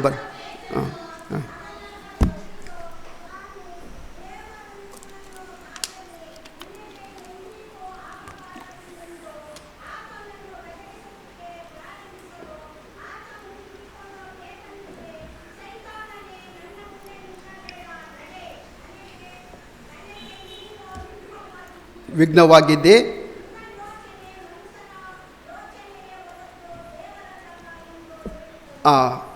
ಈಗ ಮೂರನೆಯ ಒಂದು ಪ್ರಯತ್ನ ಸೈತಾನನು ಮಾಡುವಂಥದ್ದು, ಯೋಜನೆ ಮಾಡುವಂಥದ್ದು, ದೇವರ ಚಿತ್ತ ಈ ಲೋಕದಲ್ಲಿ ನೆರವೇರದ ಹಾಗೆ ತನ್ನ ಮೂರನೇ ಯೋಜನೆಯನ್ನು ಪ್ಲಾನನ್ನು ಹಾಕಿಕೊಂಡು ಬಂದಿದ್ದಾನೆ ಇಲ್ಲಿ. ಈಗ ಬಂದು ಸೈತಾನನು ಪೇತ್ರನ ಒಳಗೆ ಹೊಕ್ಕಿದ್ದಾನೆ ಪ್ರಿಯರೇ. ಈ ಸೈತಾನನು ಪೇತ್ರನ ಒಳಗೆ ಹೊಕ್ಕುವುದಕ್ಕಿಂತ ಮುಂಚಿತವಾಗಿ ಸ್ವಲ್ಪ ನಿಮಗೆ ವಿವರಣೆಯನ್ನು ಕೊಡ್ತೇನೆ ಪ್ರಿಯರೇ. ಇನ್ನು ಸೈತಾನನು ಪೇತ್ರನ ಮಧ್ಯದಲ್ಲಿ, ಪೇತ್ರನ ಮನಸ್ಸಿನಲ್ಲಿ ಇನ್ನೂ ಹೊಕ್ಕಿರಲಿಲ್ಲ. ಅದಕ್ಕಿಂತ ಮುಂಚಿತವಾಗಿ ನಾವು ನೋಡ್ತಕ್ಕಂಥವರಾಗಿದ್ದೇವೆ. ಯೇಸು ಸ್ವಾಮಿ ತನ್ನ ಶಿಷ್ಯರನ್ನೆಲ್ಲ ಕರಿತಾನೆ, ಒಂದು ದಿವಸ ಕರೆದು ಬಿಟ್ಟು ಅವರನ್ನೆಲ್ಲ ಕರೆದು ಅವರ ಜೊತೆಯಲ್ಲಿ ಚರ್ಚೆ ಮಾಡಿಕೊಳ್ತಾನೆ. ಚರ್ಚೆ ಮಾಡುತ್ತಾ ಆ ಶಿಷ್ಯರಿಗೆಲ್ಲರ ಒಂದು ಮಾತನ್ನು ಕೇಳ್ತಾನೆ. ಏನು ಕೇಳ್ತಾನೆ ಒಂದು ಮಾತಂದರೆ, ನೋಡಿ ನೀವೆಲ್ಲ ನನ್ನನ್ನು ಯಾರು ಅಂತ ನೀವು ತಿಳ್ಕೊಂಡಿದ್ದೀರಿ, ನನಗೆ ಹೇಳ್ರಿ. ಶಿಷ್ಯರಿಗೆ ಕೇಳ್ತಾನೆ, ನೀವು ನನ್ನನ್ನು ಯಾರು ಅಂತ ತಿಳ್ಕೊಂಡಿದ್ದೀರಿ ಹೇಳ್ರಿ ಎಂಬುದಾಗಿ ಸ್ವಾಮಿ ಇವರಿಗೆ ಒಂದು ಪ್ರಶ್ನೆಯನ್ನು ಕೇಳ್ತಾನೆ. ಪ್ರಶ್ನೆ ಕೇಳುವಾಗ ನೋಡಿ, ನೀನು ಯಾರು ಅಂತ ಹೇಳುವಾಗ ಜನಗಳು ಶಿಷ್ಯರು ಏನು ಹೇಳ್ತಾರೆ ಸ್ವಾಮಿಗೆ ಅಂತ ಹೇಳುವಾಗ 14ನೇ ವಚನ ನೋಡಿ, ಮತ್ತಾಯ 16:14 ವಚನದಲ್ಲಿ ಸ್ವಾಮಿ ಕೇಳಿದಂಥ ಪ್ರಶ್ನೆಗೆ, ನಾನು ಯಾರು ಅಂತ ಸ್ವಾಮಿ ಕೇಳಿದಂಥ ಪ್ರಶ್ನೆಗೆ ಶಿಷ್ಯರು ಏನು ಹೇಳ್ತಾ ಇದ್ದಾರೆ? ನಿನ್ನನ್ನು ಕೆಲವರು ಸ್ನಾನಿಕನಾದಂಥ ಯೋಹಾನ್ ಅಂತಾರೆ, ಕೆಲವರು ನಿನ್ನನ್ನು ಎಲಿಯನು ಅನ್ನುತ್ತಾರೆ, ಬೇರೆ ಕೆಲವರು ಯೆರೆಮೀಯನು ಅನ್ನುತ್ತಾರೆ, ಇಲ್ಲವೇ ಪ್ರವಾದಿಗಳಲ್ಲಿ ಒಬ್ಬನಂತಾರೆ ಎಂಬುದಾಗಿ ಹೇಳ್ತಾರೆ. ನೋಡಿ, ಇಲ್ಲಿ ಬೇರೆ ಬೇರೆ ವಿಷಯಗಳನ್ನು ಇವರು ಹೇಳ್ತಾ ಇದ್ದಾರೆ. ನನ್ನನ್ನು ನೀವು ಯಾರು ಅಂತೀರಿ ಎಂಬುದಾಗಿ ಸ್ವಾಮಿ ಇವರನ್ನು ನೇರವಾಗಿ ಕೇಳುವಾಗ ಇವ್ರು ಹೇಳ್ತಾರೆ, ನಿನ್ನನ್ನು ಕೆಲವರು ಸ್ನಾನಿಕನಾದಂಥ ಯೋಹಾನ್ ಅಂತಾರೆ, ಕೆಲವರು ಎಲಿಯನ್ ಅಂತಾರೆ, ಇನ್ನೂ ಕೆಲವರು ಯೆರೆಮೀಯನು ಅಂತಾರೆ, ಇನ್ನೂ ಕೆಲವರು ಪ್ರವಾದಿಗಳಲ್ಲಿ ಒಬ್ಬನಂತ ಎಂಬುದಾಗಿ ಹೇಳ್ತಾರೆ ಎಂಬುದಾಗಿ ಬೇರೆ ಬೇರೆ ಉತ್ತರಗಳನ್ನು ಸ್ವಾಮಿಗೆ ಈ 12 ಜನ ಶಿಷ್ಯರು ಸೇರಿ ಕೊಟ್ಟರು ಪ್ರಿಯರೇ. ಇದೆಲ್ಲ ಕೊಟ್ಟದ್ದಾದ ಮೇಲೆ ಸ್ವಾಮಿ ಹೇಳ್ತಾನೆ, ಬೇರೆಯವರೆಲ್ಲ ಏನಂತಾರೆ ಅನ್ನೋದು ನನಗೆ ಬೇಕಾಗಿಲ್ಲ. ನೀವು ಅವ್ರು ಹಿಂಗಂತಾರೆ, ಅವ್ರು ಹಂಗಂತಾರೆ, ಪ್ರವಾದಿಗಳಂತಾರೆ, ಅದೆಲ್ಲ ನನಗೆ ಬೇಕಾಗಿಲ್ಲ. ಸ್ವಾಮಿಯವರಿಗೆ ನೇರವಾಗಿ ಒಂದು ಪ್ರಶ್ನೆ ಕೇಳ್ತಾ ಇದ್ದಾನೆ. 15ನೇ ವಚನ ಓದೋಣ. ಆದರೆ ನೀವು ನನ್ನನ್ನು ಯಾರನ್ನುತ್ತೀರಿ? ಸ್ವಾಮಿ ಒಂದು ನೇರವಾಗಿ ಪ್ರಶ್ನೆ ಕೇಳ್ತಾನೆ. ಬೇರೆ ಜನರುಗಳು ಏನಾದರೂ ಅಂದ್ಕೊಳ್ಳಿ ನನ್ನ ಬಗ್ಗೆದಾಗ, ಪರವಾಗಿಲ್ಲ, ಅವ್ರು ಅಂದ್ಕೊಳ್ಳಿ. ಆದರೆ ನೀವು ನನ್ನನ್ನು ಏನಂತ ಗುರುತಿಸಿದಿರಿ, ನೀವು ನನ್ನನ್ನು ಏನಂತಿದ್ದೀರಿ ಅಂತ ಕೇಳುವಾಗ ಯಾರಿಗೆ ಮಾತೇ ಬರಲಿ. ಬರೀ ಅವರು ಅನ್ನೋದೇ ಹೇಳಿದ್ರ ಹೊರತಾಗಿ ಇವರು ಸ್ವಾಮಿ ಜೊತೆಲಿದ್ದಂಥವರು ಈತನ ಯಾರು ಅಂತ ಇವರಿಗೆ ಗೊತ್ತಿಲ್ಲ. ಸುಮ್ಮನೆ ಜನಗಳು ಆಡೋದು ಕೇಳಿಕೊಂಡಿದ್ದಾರೆ. ಅದಕ್ಕೆ ಸ್ವಾಮಿ ಕೇಳಿದಂಥ ಪ್ರಶ್ನೆಗೆ ಯಾರು ಉತ್ತರ ಕೊಡಲಿಕ್ಕೆ ಆಗಲಿಲ್ಲ. ಆದರೆ ಪೇತ್ರ ಮಾತ್ರ ಇದಕ್ಕೆ ಉತ್ತರ ಕೊಡ್ತಾನೆ. ಪೇತ್ರನೊಬ್ಬನೇ ಇದಕ್ಕೆ ಉತ್ತರ ಕೊಡ್ತಾನೆ. ಏನು ಹೇಳ್ತಾನೆ ಪೇತ್ರ? 16ನೇ ಓದಮ್ಮ. ಯೇಸು ನನ್ನನ್ನು ಯಾರನ್ನುತ್ತೀರಿ ಎಂಬುದಾಗಿ ಎಂದು ಕೇಳಲಾಗಿ, ಅಲ್ಲಿಂದ ಓದಮ್ಮ. ಎಂದು ಕೇಳಲಾಗಿ ಎಂಬತಕ್ಕಂಥದ್ದವಳು. ಸೀಮೋನ್ ಪೇತ್ರನು, ನೀನು ಬರಬೇಕಾಗಿರುವ ಕ್ರಿಸ್ತನು ಜೀವ ಸ್ವರೂಪರಾಗಿರ್ತಕ್ಕಂಥ ದೇವರ ಕುಮಾರನೆಂಬುದಾಗಿ ಉತ್ತರ ಕೊಟ್ಬಿಟ್ಟ. ಅಬ್ಬಾ, ಒಬ್ಬನಾದರೂ 12 ಜನ ಶಿಷ್ಯರಲ್ಲಿ ನನ್ನನ್ನು ತಿಳ್ಕೊಂಡಿರುವಂಥವನು ಇವನೊಬ್ಬನೇ, ನನ್ನ ಸಂಪೂರ್ಣವಾಗಿ ತಿಳ್ಕೊಂಡಿರುವಂಥವನು ಪೇತ್ರೊಬ್ಬನೇ.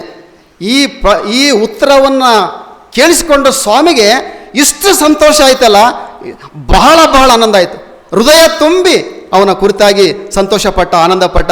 ಅದಕ್ಕೋಸ್ಕರವಾಗಿ ಸ್ವಾಮಿ ಪೇತ್ರನಿಗೆ ಹೇಳ್ತಾನೆ, ಪೇತ್ರನೇ ಏನು ಹೇಳ್ತಾನೆ? ಪೇತ್ರನಿಗೆ ಹೇಳ್ತಾನೆ, ಸೀಮೋನ್ ಪೇತ್ರನೇ, 16ನೇ ವಚನ ಓದಮ್ಮ. ಅದಕ್ಕೆ ಯೇಸು ಅಂದರೆ ಪೇತ್ರನು ಕೊಟ್ಟಂಥ ಉತ್ತರಕ್ಕೆ ಸ್ವಾಮಿ ಪುಳುಕಿತನಾಗಿ ಹರ್ಷಗೊಂಡು ಸಂತೋಷಪಟ್ಟು ಹೇಳ್ತಿದ್ದಾನೆ. ಓದಮ್ಮ. ಯೋನನ ಮಗನಾದ ಸೀಮೋನನೇ, ನೀನು ಧನ್ಯನು. ಈ ಗುಟ್ಟು ನಿನಗೆ ತಿಳಿಸಿದಂಥವರು ನರಮನುಷ್ಯರು ಯಾರೂ ಸಹ ಅಲ್ಲ, ಆ ಪರಲೋಕದಲ್ಲಿರುವಂಥ ನನ್ನ ತಂದೆಯೇ ನಿನಗೆ ಈ ಒಂದು ಗುಟ್ಟನ್ನು ತಿಳಿಸಿದ್ದಾನೆ. ಯಾರಿಗೆ ತಿಳಿಸಿಲ್ಲ ಗುಟ್ಟು? ನೀನೊಬ್ಬನಿಗೆ. ನೋಡಿ, ಇಂಥ ಆಳವಾದಂಥ ವಿಷಯವನ್ನು ನೀನು ಗ್ರಹಿಸಿಕೊಂಡಿದೆಯಲ್ಲ, ನೀನು ಧನ್ಯನಪ್ಪ, ನೀನು ಬಹಳ ಭಾಗ್ಯವಂತನು. ಅದಕ್ಕೋಸ್ಕರವಾಗಿ ಬಹಳ ಸ್ವಾಮಿ ಅವನ ವಿಷಯದಲ್ಲಿ ಬಹಳ ಆನಂದಪಟ್ಟು ಈ ಮಾತನ್ನು ತನ್ನ ಹೃದಯಾಂತರದಿಂದ ಸ್ವಾಮಿ ಅವನಿಗೆ ಹೇಳ್ತಾ ಇದ್ದಾನೆ ಪ್ರೇಯರೆ. ಅದಕ್ಕೋಸ್ಕರವಾಗಿ ಗುಟ್ಟು ತಿಳಿಸ್ತಕ್ಕಂಥವ್ರು ನರಮನುಷ್ಯರು ಯಾರಲ್ಲಪ್ಪ ನಿನಗೆ, ಪರಲೋಕದಲ್ಲಿರ್ತಕ್ಕಂಥ ನನ್ನ ತಂದೆ ನನಗೆ ತಿಳಿಸಿದ್ದೀನಿ ಎಂಬುದಾಗಿ ಹೇಳ್ತಾನೆ ಪ್ರೇಯರ್. ಅದಕ್ಕೋಸ್ಕರವಾಗಿ ಸ್ವಾಮಿ ಇವನ ಬಗ್ಗೆ ಇಷ್ಟು ಸಂತೋಷಪಟ್ಟು ಉಲ್ಲಾಸಪಟ್ಟು ಪುಳುಕಿತನಾಗಿ ಇನ್ನು ಮುಂದುವರೆದು ಪೇತ್ರನಿಗೆ ಇನ್ನು ವಾಗ್ದಾನಗಳನ್ನು ಮಾಡ್ತಾನೆ ಪ್ರೇರೆ. ವಿಶೇಷವಾಗಿರ್ತಕ್ಕಂಥ ವಾಗ್ದಾನಗಳನ್ನು ಮಾಡ್ತಾನೆ. 18ನೇ ವಚನದಲ್ಲಿ ಓದಮ್ಮ. ಮತ್ತು ನಾನು ನಿನಗೆ ಒಂದು ಮಾತನ್ನು ಹೇಳುತ್ತೇನೆ, ಅದೇನೆಂದರೆ ನೀನು ಪೇತ್ರನು ಈ ಬಂಡೆಯ ಮೇಲೆ ನನ್ನ ಸಭೆಯನ್ನು ಕಟ್ಟುವೆನು, ಪಾತಾಳ ಲೋಕದ ಬಲವು ಅದನ್ನು ಸೋಲಿಸಲಿಕ್ಕೆ ಸಾಧ್ಯ ಇಲ್ಲ. ಪೇತ್ರನೇ ನಿನ್ನಂಥ ವ್ಯಕ್ತಿ ನಾನು ಕಂಡಿಲ್ಲ. ಅದಕ್ಕೋಸ್ಕರವಾಗಿ ಅವನ ಬಗ್ಗೆ ಬಹಳವಾಗಿ ಅಪಾರವಾಗಿ ಅವನ ಮೇಲೆ ವಿಶ್ವಾಸವಿಟ್ಟು ಅವನ ಮೇಲೆ ಪ್ರೀತಿ ಇಟ್ಟು ಅವನಿಗೆ ಈ ಮಾತನ್ನು ಹೇಳ್ತಾನೆ. ನಾನು ನಿನಗೆ ಒಂದು ಮಾತು ಹೇಳ್ತೇನೆ, ಅದೇನೆಂದರೆ ನೀನು ಈ ಒಂದು ಬಂಡೆಯ ಮೇಲೆ ನನ್ನ ಸಭೆಯನ್ನು ನಾನು ಸಭೆಯನ್ನು ಕಟ್ತೇನೆ, ಪಾತಾಳ ಲೋಕದ ಬಲವೂ ಕೂಡ ಅದನ್ನು ಸೋಲಿಸಲಿಕ್ಕೆ ಸಾಧ್ಯ ಇಲ್ಲ. ಪೇತ್ರನಿಗೆ ಈ ಮಾತನ್ನು ಹೇಳುವಂಥದ್ದು ಪ್ರೇಯರೆ. ಎಲ್ಲ ಶಿಷ್ಯರುಗಳಲ್ಲಿ ಆ ಪೇತ್ರನ ಮೆಚ್ಚಿ ಆ ಮಾತನ್ನು ಹೇಳಿದಂತಾನೆ ಪ್ರೇಯರೆ. ಇನ್ನೂ ಮುಂದುವರೆದ ಸ್ವಾಮಿ ಆ ಪೇತ್ರನ ಬಗ್ಗೆ ಹೇಳ್ತಾನೆ. ಏನು ಹೇಳ್ತಾನೆ ನೋಡೋಣ. 19ನೇ ವಚನ ಓದಮ್ಮ. ಪರಲೋಕ ರಾಜ್ಯದ ಬೀಗದ ಕೈಗಳನ್ನು ನಾನು ನಿನಗೆ ಕೊಡ್ತೇನೆ. ಭೂಲೋಕದಲ್ಲಿ ನೀನು ಯಾವುದನ್ನು ಕಟ್ಟುತ್ತೀಯೋ ಅದು ಪರಲೋಕದಲ್ಲಿ ಕಟ್ತದೆ, ಮತ್ತು ನೀನು ಭೂಲೋಕದಲ್ಲಿ ಯಾವುದನ್ನು ಬೆಚ್ಚುತ್ತೀಯೋ ಅದು ಪರಲೋಕದಲ್ಲಿ ಕೂಡ ಬೆಚ್ಚುತ್ತದೆ. ಎಂಥ ಮಾತನ್ನು ಸ್ವಾಮಿ ಪೇತ್ರನಿಗೆ ಹೇಳ್ತಿದ್ದಾನೆ ಪ್ರಿಯರೇ. ನೋಡಿ, ಪೇತ್ರನಿಗೆ ಸಭೆ ಕಟ್ತೇನೆ, ಪಾತಾಳ ಲೋಕದ ಬಲ ಕೂಡ ಸೋಲಿಸಲಾಗದೆ ಎಂದು ಹೇಳಿಕೊಂಡು ಹೇಳ್ತಾನೆ, ಪರಲೋಕ ರಾಜ್ಯದ ಬೀಗದ ಕೈಗಳನ್ನು ನಿನಗೆ ಕೊಡ್ತೇನೆ. ನಮ್ಮ ಮನೆಯಲ್ಲಿ ಗಂಡಗೊಂದು ಹೆಂಡತಿಗೊಂದು ಬೀರು ಇರ್ತದೆ, ಬೀರು ಅಲ್ಲ, ಹೆಂಡತಿ ಬೀರು ಗಂಡಕ್ಕೆ ಕೊಡೋಕ್ಕೆ ಮನಸ್ಸು ಮಾಡಲ್ಲ, ಆಕೆ ಗಂಡನ್ನು ಬೀರೋ ಹೆಂಡತಿ ಕೊಡೋಕ್ಕೆ ಮನಸ್ಸು ಮಾಡೋದಲ್ಲ. ಅವರವರೇ ಇಟ್ಕೊಂತಾರೆ. ಒಂದು ಬೀರು ಕೊಡೋಕ್ಕೆ ನಮಗೆ ಸಾಧ್ಯ ಇಲ್ಲ ರೀ, ಇನ್ನೊಬ್ಬರಿಗೆ ಕೊಡೋದಿಲ್ಲ ರೀ ನಾವು. ನೋಡಿ, ದೇವರಿಲ್ಲಿ ಪರಲೋಕ ರಾಜ್ಯದ ಬೀಗದ ಕೈಗಳನ್ನು ಪೇತ್ರನಿಗೆ ಕೊಟ್ಬಿಟ್ಟಿದ್ದಾನೆ. ಎಂಥ ಆಶ್ಚರ್ಯ ಅಲ್ಲ. ಆರಾಮಾಗಿ ಹೋಗಪ್ಪ ನೀನು ಪರಲೋಕ ರಾಜ್ಯದಲ್ಲಿ, ರಿಸರ್ವ್ ನಿನಗೆ ಸೀಟೆಲ್ಲ, ಹೋಗು. ಬೀಗದ ಕೈ ಕೊಟ್ಬಿಟ್ಟಿದ್ದೀನಿ, ಸೀದಾ ನೇರವಾಗಿ ಹೋಗ್ಬಿಡು. ಎಷ್ಟು ಆಶ್ಚರ್ಯ ಸ್ವಾಮಿ ಇವನ ಬಗ್ಗೆ, ಎಷ್ಟು ಪ್ರೀತಿ, ಎಷ್ಟು ಕಾಳಜಿ, ಎಷ್ಟು ಹೃದಯಾನಂದ ಸಂತೋಷ ಇವನ ಬಗ್ಗೆ ಸ್ವಾಮಿ ಹೊಂದಿಕೊಂಡ ಪ್ರಿಯರೇ. ನೋಡಿ, ನಮ್ಗೆ ಆಶ್ಚರ್ಯ ಆಗ್ತದೆ. ಇಷ್ಟೆಲ್ಲ ಅವನಿಗೆ ಪರಲೋಕದ ಬೀಗದ ಕೈಗಳನ್ನು ಇವನಿಗೆ ಕೊಡಬೇಕಾಗಿದ್ರೆ ಸ್ವಾಮಿ ಅವನ ಮೇಲೆ ಎಷ್ಟು ನಂಬಿಕೆ ಇಟ್ಟ ಪ್ರಿಯರು. ಆಯಿತು, ಇವಾಗ ಅವನಿಗೆ ಎಲ್ಲ ಆಯಿತು, ನೀನು ಧನ್ಯನೆಂಬುದಾಗಿ ಹೇಳ್ದ, ಶುಭ ಕೃಪೆ ಎಲ್ಲ ನಿನಗೆ ಉಂಟಾದವು, ಎಲ್ಲ ಆಯಿತು. ಎಲ್ಲವನ್ನು ಪಡೆದುಕೊಂಡಂಥ ಪೇತ್ರನಿಗೆ ಈಗೇನು ಮಾಡ್ತಾನೆ ಅಂದರೆ ನೋಡೋಣ, ಸ್ವಲ್ಪ ಮುಂದೆ ನೋಡೋಣ. ಇಷ್ಟೆಲ್ಲ ಆಯ್ತಲ್ಲ, ಈಗ ಒಂದು ಮುಂದಿನ ಕತೆ ನೋಡೋಣ ಸ್ವಲ್ಪ. ಪೇತ್ರನಿಗೆ ಏನಾಯ್ತು ಗೊತ್ತಾ? ಇಷ್ಟೆಲ್ಲ ಹೊಗಳಿದ ಮೇಲೆ, ದೇವರು ಇಷ್ಟೆಲ್ಲ ಆಶೀರ್ವಾದ ಕೊಟ್ಟ ಮೇಲೆ ಸ್ವಲ್ಪ ಹೊತ್ತಿನಲ್ಲೇ ಸೈತಾನನು ಬಂದುಬಿಟ್ಟು ಇವನ ಮನಸ್ಸಿನಲ್ಲಿ ಒಕ್ಕೊಂಬಿಟ್ಟಾರೆ. ಸೈತಾನನು ಬಂದುಬಿಟ್ಟು ಪೇತ್ರನ ಮನಸ್ಸಿನಲ್ಲಿ ಒಕ್ಕೊಂಬಿಟ್ಟ. ಇವಾಗ ಸೈತಾನನು ಇವನ ಮೇಲೆ ಒಕ್ಕೊಂಡ ಮೇಲೆ ನಾವು ನೋಡ್ತೇವೆ, 22ನೇ ವಚನಕ್ಕೆ ನೋಡೋಣ. 22ನೇ ವಚನ ಆಗಲಿ ನಾವು ಓದಿದ್ದೇವೆ. ಆಗ ಪೇತ್ರನು ಆತನ ಕೈ ಹಿಡಿದು, ಅಲ್ಲಿ ಯಾಕೆ ಪೇತ್ರತನ ಸ್ವಾಮಿ ಕೈ ಹಿಡ್ತಾನೆ ಅಂತಂದು ಹೇಳುವಾಗ ನೋಡಿ, ಸ್ವಾಮಿ ಅವ್ರಿಗೆ ಏನು ಹೇಳ್ತಾನೆ ಅಂತಂದರೆ, ಅಲ್ಲಿ ತಾನು ಯೆರೂಸಲೇಮಿಗೆ ಹೋಗ್ತಾನೆ. ಯೆರೂಸಲೇಮಿಗೆ ಹೋದ ಮೇಲೆ ಯಾಜಕರಿಂದ ಮತ್ತು ಶಾಸ್ತ್ರಿಗಳಿಂದ ಬಹು ಕಷ್ಟಗಳನ್ನು ಅನುಭವಿಸಿ ನನ್ನನ್ನು ಕೊಲ್ಲಲ್ಪಟ್ಟು 3ನೇ ದಿವಸದಲ್ಲಿ ನಾನು ಜೀವಿತನಾಗಿ ಎಬ್ಬಿಸಲ್ಪಡಬೇಕೆಂಬುದಾಗಿ ತನ್ನ ಶಿಷ್ಯರಿಗೆ ತಿಳಿಸ್ತಾ ಇದ್ದಾನೆ. ಅದಕ್ಕೋಸ್ಕರವಾಗಿ ನಾನು ಶಾಸ್ತ್ರಿಗಳಿಂದ ಪರಿಸರಗಳಿಂದ ಅನೇಕರಿಂದ ಹಿಂಸೆಗಳನ್ನು ಒಳಗಾಗ್ತೇನೆ. ಅದಕ್ಕೋಸ್ಕರವಾಗಿ ನಾನು ಹಿಂಸೆಗೆ ಒಳಗಾಗಿ ನಾನು ಸಾಯ್ತೇನೆ, ಸತ್ತು ಪುನರುತ್ಥಾನವಾಗಿ ಬರ್ತೇನೆ ಎಂಬುದಾಗಿ ಹೇಳುವಾಗ ಇಷ್ಟೊತ್ತಿಗಾಗಲೇ ಸೈತಾನ ಬಂದು ಪೇತ್ರನ ಮನಸ್ಸಲ್ಲಿ ಒಕ್ಕೊಂಬಿಟ್ಟಿದ್ದಾನೆ. ಒಕ್ಕೊಂಬಿಟ್ಟದಕ್ಕೋಸ್ಕರವಾಗಿ ಸ್ವಾಮಿ ಹೇಳಿದಂಥ ಈ ಒಂದು ಮಾತಿಗೆ ನಾವು ತಿರುಗಿ ವಾಕ್ಯವನ್ನು ಓದೋಣ. ಸ್ವಾಮಿ 22ನೇ ವಚನ 23ನೇ ವಚನ ಇನ್ನೊಂದು ಸತ್ತಿನ ಓದೋಣ ಪ್ರಿಯರೇ. ಆಗ ಪೇತ್ರನು ದೇವರು ನಿನ್ನನ್ನು ಕಾಯಲಿ, ನಿನಗೆ ಹೀಗೆ ಎಂದಿಗೂ ಆಗಬಾರದೆಂಬುದಾಗಿ ನೋಡಿ ಯೇಸುವನ್ನು ಗದರಿಸಲಿಕ್ಕೆ ಪ್ರಾರಂಭ ಮಾಡಿದ್ದಾರೆ. ಇದೇಂಥದ್ದು? ಸ್ವಾಮಿ ಅವನಿಗೆ ಇಷ್ಟೆಲ್ಲ ಕೊಟ್ಟು ಹೇಳಿ ಪರಲೋಕ ರಾಜ್ಯದ ಬೀಗದ ಕೈ ಕೊಟ್ಟಿದ್ದೇನೆ, ಎಲ್ಲ ಕೊಟ್ಟಿದೆ ಅಂತ ಹೇಳಿದರೆ, ಇಲ್ಲಿ ಸ್ವಾಮಿಗೆ ಗದರಿಸ್ಲಿಕ್ಕತ್ತಾನೆ ಇವನು ಪೇತ್ರನ್ ಗದರಿಸ್ತಾ ಇದ್ದಾನೆ. ಗದರಿಸಿಬಿಟ್ಟು ಸ್ವಾಮಿ ಎಂದಿಗೂ ನಿನಗೆ ಈಗ ಆಗಬಾರ್ದಂತ ಗದರಿಸ್ತಾ ಇದ್ದಾನೆ ಪ್ರಿಯರೇ, ಗದರಿಸ್ತಾ ಇದ್ದಾನೆ. ಗದರಿಸ್ಕೋಸ್ಕರವಾಗಿ ಆಗುವಾಗ 23ನೇ ವಚನ ಆತನು ತಿರುಗಿಕೊಂಡು ಪೇತ್ರನಿಗೆ, ಸೈತಾನನೇ ನನ್ನ ಮುಂದೆ ನಿಲ್ಲಬೇಡ. ಇವಾಗ ಒಂದು 2 ನಿಮಿಷದ ಮುಂದೆ ಸ್ವಾಮಿ ಇವನಿಗೆ ಇಷ್ಟೆಲ್ಲ ಹೊಗಳಿ ಕೊಂಡಾಡಿ ಪರಲೋಕದ ಬೇಗದ ಕೈ ಕೊಟ್ಟು ಎಲ್ಲ ಮಾಡಿದ. 2 ನಿಮಿಷ, ಹೆಚ್ಚಾಗಿಲ್ಲ ನೋಡ್ರಿ. 14-15 ವಚನದಲ್ಲಿ ಓದಿವಲ್ಲ, 22 ವಚನಕ್ಕೆ ನಾವು ಬಂದಿದ್ದೀವಿ. ಇವಾಗ ಇಲ್ಲಿ ಏನು ಮಾಡ್ತಾ ಇದ್ದೀನಿ, ಸ್ವಾಮಿ ಅವನನ್ನು ಸೈತಾನನೇ ನೋಡಿ, ಪರಲೋಕ ರಾಜ್ಯದ ಗುಟ್ಟು ನಿನಗೊಬ್ಬನಿಗೆ ಗೊತ್ತಂತ ಹೇಳಿದ, ಎಲ್ಲ ಹೇಳಿದ ಸ್ವಾಮಿ ಪೇತ್ರನಿಗೆ. ಕೆಲವೇ ನಿಮಿಷಗಳಲ್ಲಿ ಸೈತಾನನು ಬಂದು ಇವನು ಪೇತ್ರನ ಮಧ್ಯದಲ್ಲಿ ಹೊಕ್ಕಿದ್ದಾನೆ ಪ್ರಿಯರೇ. ಅಂದರೆ ದೇವರ ಉದ್ದೇಶ ನೆರವೇರದಲ್ಲ, ಯೋಜನೆ ನೆರವೇರದಲ್ಲ, ಅದನ್ನು ಉದ್ದೇಶ ನೆರವೇರೋದಕ್ಕೋಸ್ಕರವಾಗಿ ಸೈತಾನನು ಈಗ ಪೇತ್ರನಲ್ಲಿ ಹೊಕ್ಕಿದ್ದಾನೆ. ಯಾಕಂದರೆ ಇವನಿಗೆ ಗೊತ್ತು ಪೇತ್ರನ ಸ್ವಾಮಿಗೆ ಆತನ ಪ್ರಿಯರಾದಂಥ ಶಿಷ್ಯ ಭಾಳ ಪ್ರೀತಿ ಮಾಡಿದ್ದಾನೆ ಎಂಬುದಾಗಿ ಗೊತ್ತು. ಅದಕ್ಕೋಸ್ಕರವಾಗಿ ಸೈತಾನನ ಮನಸ್ಸಿನಲ್ಲಿ ಸೈತಾನನು ಬಂದು ಈ ಪೇತ್ರನ ಮನಸ್ಸಲ್ಲಿ ಹೊಕ್ಕಂದಾಗ ಯೇಸು ಸ್ವಾಮಿ ಇಷ್ಟೆಲ್ಲವನ್ನು ಆಶೀರ್ವಾದ ಕೊಟ್ಟಿರ್ತಕ್ಕಂಥ ಸ್ವಾಮಿ ತಕ್ಷಣವೇ ಅವನಿಗೆ ಹೇಳ್ತಾನೆ, ಸೈತಾನನೇ ನನ್ನ ಮುಂದೆ ನೀನು ನಿಲ್ಲಬೇಡ, ನಡಿ, ನನಗೆ ನೀನು ವಿಘ್ನವಾಗಿದ್ದಿ, ನಿನ್ನ ಯೋಚನೆ ಮನುಷ್ಯರ ಯೋಚನೆಯೇ ಹೊರತು ದೇವರದಲ್ಲ ಎಂಬುದಾಗಿ ಹೇಳಿದನು ಎಂಬುದಾಗಿ ನೋಡ್ತಕ್ಕಂಥವ್ರಾಗಿದೆ ಪ್ರಿಯರೇ. ನಿನ್ನ ಯೋಚನೆಗಳು ನೋಡಿ, ನಿನ್ನ ಯೋಚನೆ ಏನಿದೆಯಲ್ಲ ಪರಲೋಕದಲ್ಲಿರ್ತಕ್ಕಂಥ ತಂದೆಯೇ ನಿನಗೆ ಯೋಚನೆ ಕೊಟ್ಟಿದ್ದಾನೆ ಎಂಬುದಾಗಿ ಸ್ವಾಮಿ ಆಗಲೇ ಹೇಳಿದ. ಈಗ ಒಂದು 5 ನಿಮಿಷದಲ್ಲೇ ಚೇಂಜ್ ಆಯಿತು. ಇವಾಗ ಸೈತಾನನೇ ನೀನು ಮಾಡುವಂಥ ಯೋಚನೆಗಳೆಲ್ಲ ಈ ಲೋಕದ ಯೋಚನೆಗಳು, ಸೈತಾನನ ಯೋಚನೆಗಳು, ನಡಿ ನನ್ನ ಮುಂದೆ ನಿಲ್ಲಬೇಡ ನೀನು ಎಂಬುದಾಗಿ ಯೇಸು ಸ್ವಾಮಿ ಪೇತ್ರನನ್ನು ಗದರಿಸ್ತಿದ್ದಾನೆ ಪ್ರಿಯರೇ. ಹಾಗಾಗಿ ನಾವು ನೋಡ್ತಕ್ಕಂಥವರಾಗಿದ್ದೇವೆ. ಇಲ್ಲಿ ಒಂದು ಸೈತಾನನ ಯೋಜನೆ ಪೇತ್ರನ ಮೂಲಕವಾಗಿ ಮಾಡಿಸಬೇಕೆಂಬುದಾಗಿದ್ದ, ದೇವರ ಚಿತ್ತ ನೆರವೇರದ ಹಾಗೆ ಇವನ ಮೂಲಕ ಮಾಡಿಸಬೇಕೆಂಬುದಾಗಿದ್ದಂಥ ಯೋಜನೆ ಅಲ್ಲಿ ಕೂಡ ಅದು ವಿಫಲವಾಗಿ ಹೋಯಿತು ಪ್ರಿಯರೇ. ಆಗಲಿಲ್ಲ. ಪೇತ್ರನ ಮೂಲಕವಾಗಿ ಕಾರ್ಯ ಮಾಡಬೇಕೆಂಬುದಾಗಿ ಸೈತಾನನ ಬಂದಿದ್ದ, ಆದರೆ ಆ ಕಾರ್ಯ ಅವನಿಂದ ಮಾಡಲಿಕ್ಕೆ ಆಗಲಿಲ್ಲ ಅಂತಾಗಿ ನೋಡ್ತೇವೆ. ಇನ್ನು ಮುಂದೆ ಹೋಗೋಣ ಪ್ರಿಯರೇ. 4ನೇ ಒಂದು ಯೋಜನೆ, ಸೈತಾನನು ದೇವರ ಉದ್ದೇಶ ದೇವರ ಚಿತ್ತ ಲೋಕದಲ್ಲಿ ನೆರವೇರದ ಹಾಗೆ ಅವನು 4ನೇ ಒಂದು ಯೋಜನೆ ಕೂಡ ಹಾಕ್ಕೊಳ್ತಾನೆ. ಪೇತ್ರನ ಯೋಜನೆ ಫೇಲ್ ಆಯಿತು, ಈಗ ಮುಂದೆ ಹೋಗ್ತಾನೆ. ಅವನು ಪ್ರಯತ್ನ ಮಾತ್ರ ಬಿಡ್ತಾ ಇಲ್ಲ ಸೈತಾನನು, ದೇವರ ಚಿತ್ತ ನೆರವೇರಬಾರ್ದು ಹೋಗ್ತಿಲ್ಲ. ಅದಕ್ಕೋಸ್ಕರವಾಗಿ ತನ್ನ ಪ್ರಯತ್ನ ಬಿಡ್ತಾ ಇಲ್ಲ, ಇನ್ನೂ ತನ್ನ ಪ್ರಯತ್ನ ಮುಂದುವರಿಸಿಕೊಂಡು ಹೋಗ್ತಾ ಇದ್ದಾನೆ. 4ನೇ ಒಂದು ಯೋಜನೆಯನ್ನು ಸೈತಾನನ ಹಾಕಿಕೊಂಡಿದ್ದಾನೆ ದೇವರ ಚಿತ್ತ ನೆರವೇರದ ಹಾಗೆ. ಅದನ್ನು ನಾವು ಮತ್ತಾಯನ ಬರೆದ ಸುವಾರ್ತೆ 27ನೇ ಅಧ್ಯಾಯ 23 ಮತ್ತು 24ನೇ ವಚನದಲ್ಲಿ ಸ್ವಲ್ಪ ಅದನ್ನು ನಾವು ಆಲೋಚನೆ ಮಾಡೋಣ ಪ್ರಿಯರೇ. ಮತ್ತಾಯ 27, ಮ್ಯಾಥ್ಯೂ ಚಾಪ್ಟರ್ 27 ವರ್ಸ್ 23 and 24ನಲ್ಲಿ ಸ್ವಲ್ಪ ನಾವು ನೋಡೋಣ, ಅಲ್ಲಿ ಏನು ಬರೆದಿದೆ ಎಂಬುದಾಗಿ ನಾವು ನೋಡೋಣ ಪ್ರಿಯರೇ.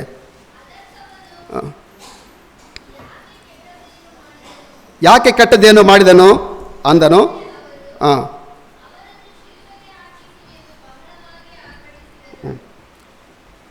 ಓದಮ್ಮ.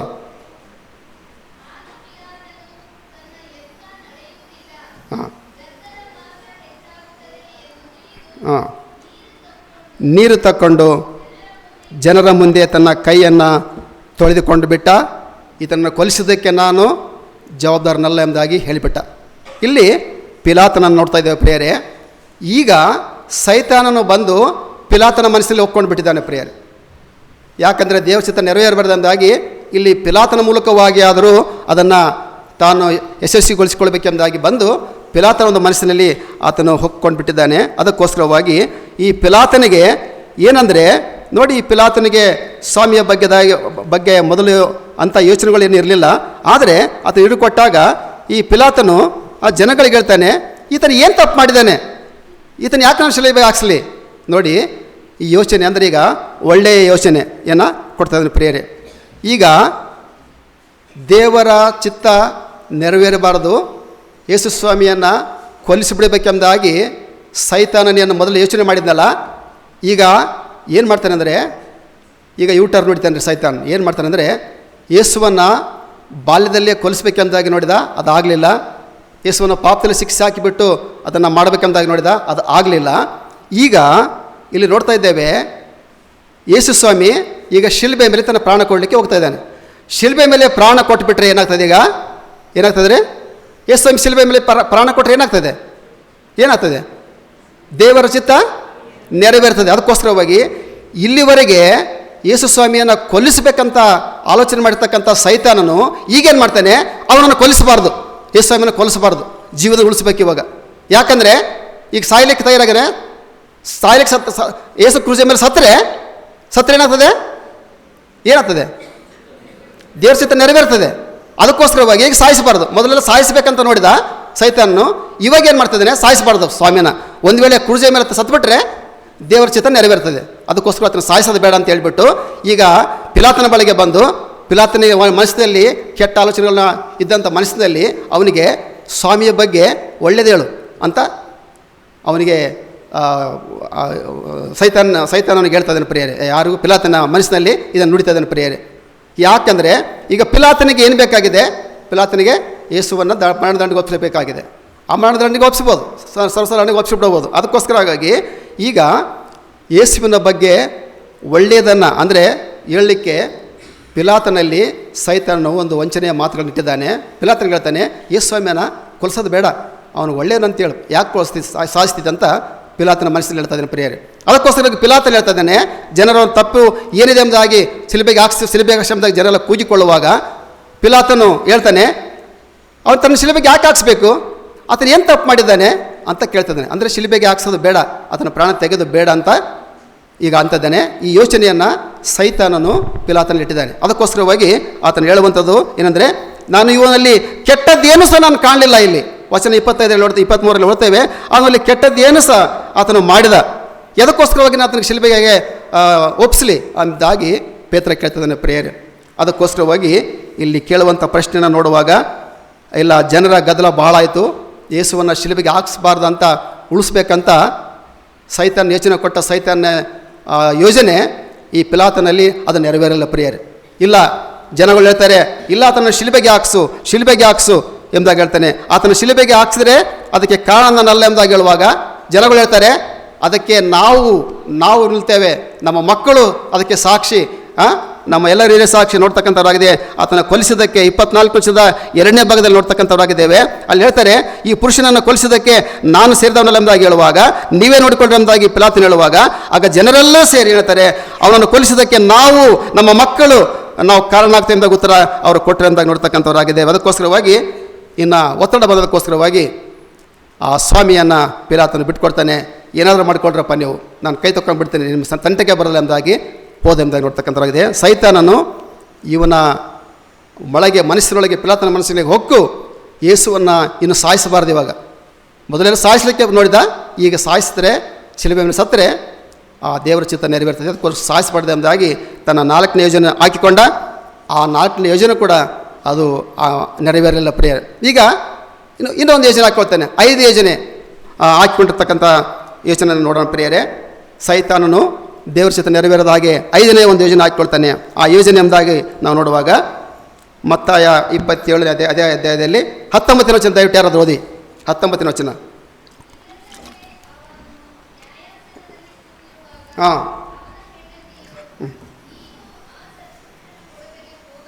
ಹಾಂ ಬಹಳ ತೊಂದರೆಯ ಪಟ್ಟೆ ಎಂಬುದಾಗಿ ನೋಡ್ತಾನೆ. ಈಗೇನಾಯಿತು ಗೊತ್ತಾ, ಪಿಲಾತನ ಆಲೋಚನೆ ಸೈತಾನನ್ನು ಅವನಲ್ಲಿ ಇಟ್ಟಿದ್ದೆಲ್ಲ ಆ ಆಲೋಚನೆ ನೆರವೇರಲಿಲ್ಲ ಪ್ರಿಯರೇ. ನೆರವೇರದೇ ಇದ್ದಾಗ ಅವನ ಹೆಂಡತಿಯ ಬಳಿಗೆ ಹೋಗ್ತಾನ ಸೈತಾನನು. ನೋಡಿ, ಯಾರಾದರೂ ಆಫೀಸರ್ಗಳು ಕೆಲಸಕ್ಕೆ ಹೋದಾಗ ನಮಗೇನಾದರೂ ಕೆಲಸ ಮಾಡಿ ಕೊಡದೇ ಇದ್ದರೆ, ನನ್ನ ಕೆಲಸನೇ ಆಗಲಿಲ್ಲಪ್ಪ ಇವತ್ತು ಅಂತ ಯಾರಾದರೂ ಹೇಳಿದ್ರೆ, ಅಯ್ಯೋ ಅವ್ರ ಆಫೀಸರ್ ಬಿಟ್ಬಿಡಪ್ಪ, ಅವ್ರು ಹೆಂಡತಿ ಹತ್ರ ಹೋಗಿ ಕೇಳು, ತಾನೇ ಆಗ್ತದೆ ಕೆಲಸ ಅಂತ ಹೇಳ್ತಾರೆ. ತಾನೇ ಆಗ್ತದೆ ಕೆಲಸ, ನೋಡಿ ನೀವು ಬೇಕಾದ್ರೆ. ಈಗಿರ್ತದೆ ರೀ, ಹೆಂಡತಿ ಸ್ವಲ್ಪ ರೆಕಮೆಂಡ್ ಮಾಡಿದರೆ, ಬಿಷಪ್ ಅವ್ರ ಹತ್ರ ಹಾಗೆ ಯಾರೋ ಹೋದ್ರಿ, ಯಾರೋ ನಾನು ಕೇಳಿಸ್ಕೊಂಡೆ, ಬಿಷಪ್ ಅವ್ರಿಗೆ ಎಷ್ಟೋ ರಿಕ್ವೆಸ್ಟ್ ಮಾಡಿ ಕೇಳಿದ್ರಂತೆ, ಕೆಲಸ ಆಗಲಿಲ್ಲ. ಹಾಗೆ ಯಾರೋ ಅವರಿಗೆ ಒಂದು ದಾರಿ ತೋರಿಸಿದ್ರು, ಅಮ್ಮರ ಹತ್ರ ಹೋಗಪ್ಪ, ಬಿಷಪ್ ಅಮ್ಮ ಹತ್ರ ಹೋಗು, ನಿನ್ನ ಕೆಲಸ ಆಗ್ತದೆ. ಹೋದ್ರು ಬಿಷಪ್ ಅಮ್ಮರ ಹತ್ರ ಹೋಗಿ ಖಂಡಿತವಾಗಲೇ ಕೆಲಸ ಮಾಡಿಸ್ಕೊಂಬಂದು ಅವ್ರಿಗೆ ಏನಾಗಬೇಕಾಗುತ್ತೆ ಆಯಿತು. ನಾನು ಕಣ್ಣಾರೆ ನೋಡಿ ನಾನು ಕೆಲಸಗಳೆಲ್ಲ ಗಂಡನಿಂದ ಆಗತಕ್ಕಂಥವ್ರು ಹೆಂಡತಿಯಿಂದ ಕೆಲಸ ಆಗ್ತದೆ ರೀ. ಹಿಂಗಾಗ್ತದೆ ರೀ. ಈಗ ಪಿಲಾತನ ಬಿಟ್ಟನ ಸೈತಾನನು ಹೆಂಡತಿ ಹಿಡ್ಕೊಂಡಾನೆ ಹೋಗಿಬಿಟ್ಟು, ಇಕ್ಕಿನ ಕೈದಾದ್ರೆ ಕೆಲಸ ಗ್ಯಾರಂಟಿ ಆಗ್ತದೆ. ಇದು ದೇವ್ರ ಚಿತ್ತ ನೆರವೇರದ ಹಾಗೆ ಇಕ್ಕಿನ ಕೈದ ಕೆಲಸ ಮಾಡಿಸ್ಬೇಕಂದಾಗಿ ಹೇಳಿಬಿಟ್ಟು ಆಕಿನ ಕಲಸದಲ್ಲಿ ಹೋಗಿ ನ್ಯಾಯಸದಲ್ಲಿ ಕೂತಿರುವಾಗ ಹೆಂಡತಿಯ ನೀನು ಹೇಳ್ತಾಳೆ, ಗಂಡನಿಗೆ ಹೇಳ್ತಾಳೆ, ಪಿಲಾತನಿಗೆ ಹೇಳ್ತಾಳೆ, ನೀನು ಆ ಸತ್ಪುರುಷನ ಗೊಡವೆಗೆ ಹೋಗಬೇಡಪ್ಪ, ನೀನು ಹೋಗಬೇಡ. ಯಾಕಂದರೆ ನನ್ನ ಕನಸಿನಲ್ಲಿ ನಾನೇನೆಂದರೆ ಬಹಳವಾಗಿ ಕನಸಿನಲ್ಲಿ ನಾನು ತೊಂದರೆ ಪಟ್ಟಿದ್ದೇನೆ. ಸೈತಾನನು ಬಂದು ತೊಂದರೆ ಕೊಟ್ಟಿದ್ದಾನೆ ಆಕೆಗೆ. ಹೋಗಿ ಮಾಡು, ನಿನ್ನ ಗಂಡರಿಗೆ ಹೇಳು, ಕೊಲ್ಸು ಅಂತ ಹೇಳು ಅಂತ ಹೇಳಿದನು. ಏನು ಹೇಳಿದ ಗೊತ್ತಿಲ್ಲ, ತೊಂದರೆ ಮಸಿದ್ದೇನೆ. ಅದಕ್ಕೋಸ್ಕರವಾಗಿ ನೀನೀಗೇನು ಮಾಡು, ಆತನ ಗೊಡವೆಗೆ ಹೋಗಬೇಡ, ಆತನ ಸತ್ಪುರುಷನು, ಆತನ ಗೊಡವೆಗೇ ಹೋಗಬೇಡ ಅಂಥೇಳಿ ಗಂಡಿಗೆ ಹೇಳ್ತಾ ಇದ್ದಾಳೆ ಪ್ರಿಯರೇ. ನೋಡಿ, ಇಲ್ಲಿ ಕೂಡ ಸೈತಾನನು ಬಂದು ಈಕೆಯಲ್ಲಿ ಆ ಪಿಲಾತನ ಹೆಂಡತಿಯ ಜೊತೆಯಲ್ಲಿ ದೇವರ ಚಿತ್ತ ನೆರವೇರದ ಹಾಗೆ ಮಾಡಬೇಕೆಂದಾಗಿ ತನ್ನ ಒಂದು ಪ್ರಯತ್ನವನ್ನು ಮಾಡಿದ. ಆ ಪ್ರಯತ್ನ ಕೂಡ ಅದು ನೆರವೇರಲಿ ಎಂದಾಗಿ ಹೇಳ್ತೇವೆ. ಕ್ರಿಸ್ತನ ಸಾಯುವುದಕ್ಕೆ ಬಿಡಬಾರದು, ಕ್ರಿಸ್ತನ ಸತ್ತರೆ ಆ ಉದ್ದೇಶ ನೆರವೇರ್ತದೆ ಎಂಬುದಾಗಿ ಹೇಳಿಕೊಂಡು ಈ ಪಿಲಾತನ ಹೆಂಡತಿಯ ಕನಸಿನಲ್ಲಿ ಹೇಳಿ ಮಾಡಿದ. ಅದು ಕೂಡ ನೆರವೇರಲಿಲ್ಲ. 5ನೇದಾಗಿ ಕೂಡ ಸೈತಾನನು ಸೋತು ಹೋಗಿಬಿಟ್ಟ. ಇನ್ನು ಕೊನೆಯದಾಗಿ 6ನೇ ಪ್ರಯತ್ನ ಕೂಡ ಮಾಡ್ತಾನೆ. ಇವನು ಬಿಟ್ಟೇ ಇಲ್ಲ, ಯೇಸು ಸ್ವಾಮಿಯ ದೇವರ ಚಿತ್ತ ನೆರವೇರಬಾರದು ಎಂಬುದಾಗಿ ಆತನು ಪ್ರಯತ್ನ ಮಾಡ್ತಾ ಬಂದು ಕೊನೆಗೆ ಇನ್ನೊಂದು ಪ್ರಯತ್ನವನ್ನು, 6ನೇ ಪ್ರಯತ್ನವನ್ನು ಮತ್ತು ಕೊನೆಯ ಪ್ರಯತ್ನವನ್ನು ಅವನು ಮಾಡ್ತಾ ಇದ್ದಾನೆ. ಅದನ್ನು ನಾವು 27ನೇ ಅಧ್ಯಾಯ ಮತ್ತು 27ನೇ ಅಧ್ಯಾಯ 40 ಮತ್ತು 42 ವಚನಗಳನ್ನು ಒಂದು ಸರ್ತಿ ಓದಿ ಯಾರಾದರೂ.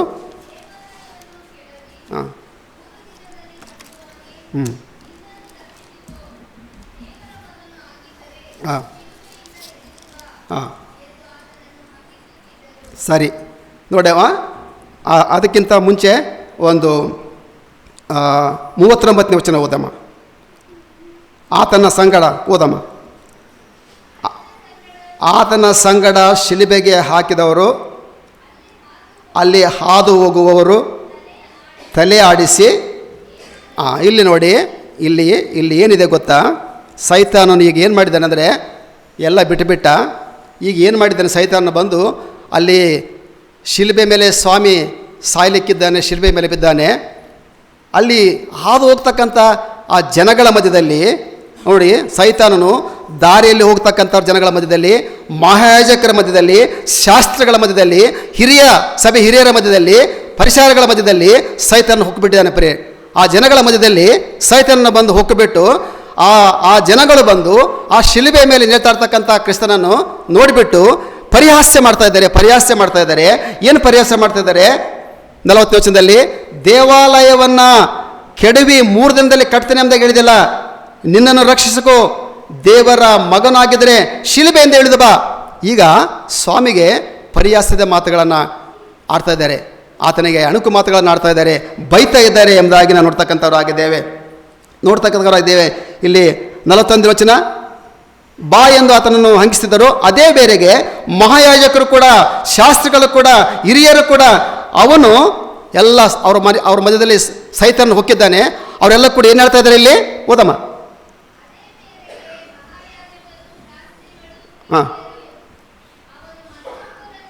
ಅವನು ಮತ್ತೊಬ್ಬರನ್ನು ರಕ್ಷಿಸಿದನು, ತನ್ನನ್ನು ತಾನೇ ರಕ್ಷಿಸಿಕೊಳ್ಳಿಕ್ಕೆ ಅವನಿಂದ ಆಗ್ತಾ ಇಲ್ಲ ಎಂಬುದಾಗಿ ಹೇಳ್ತಾನೆ. ಅವನು ಇಸ್ರಾಯೇಲಿನ ಅರಸನಲ್ಲವೇ? ಈಗ ಶಿಲುಬೆಯಿಂದ ಇಳಿದು ಬಂದರೆ ಅವನಲ್ಲಿ ನಾವು ನಂಬಿಕೆ ಇಡ್ತೇವೆ.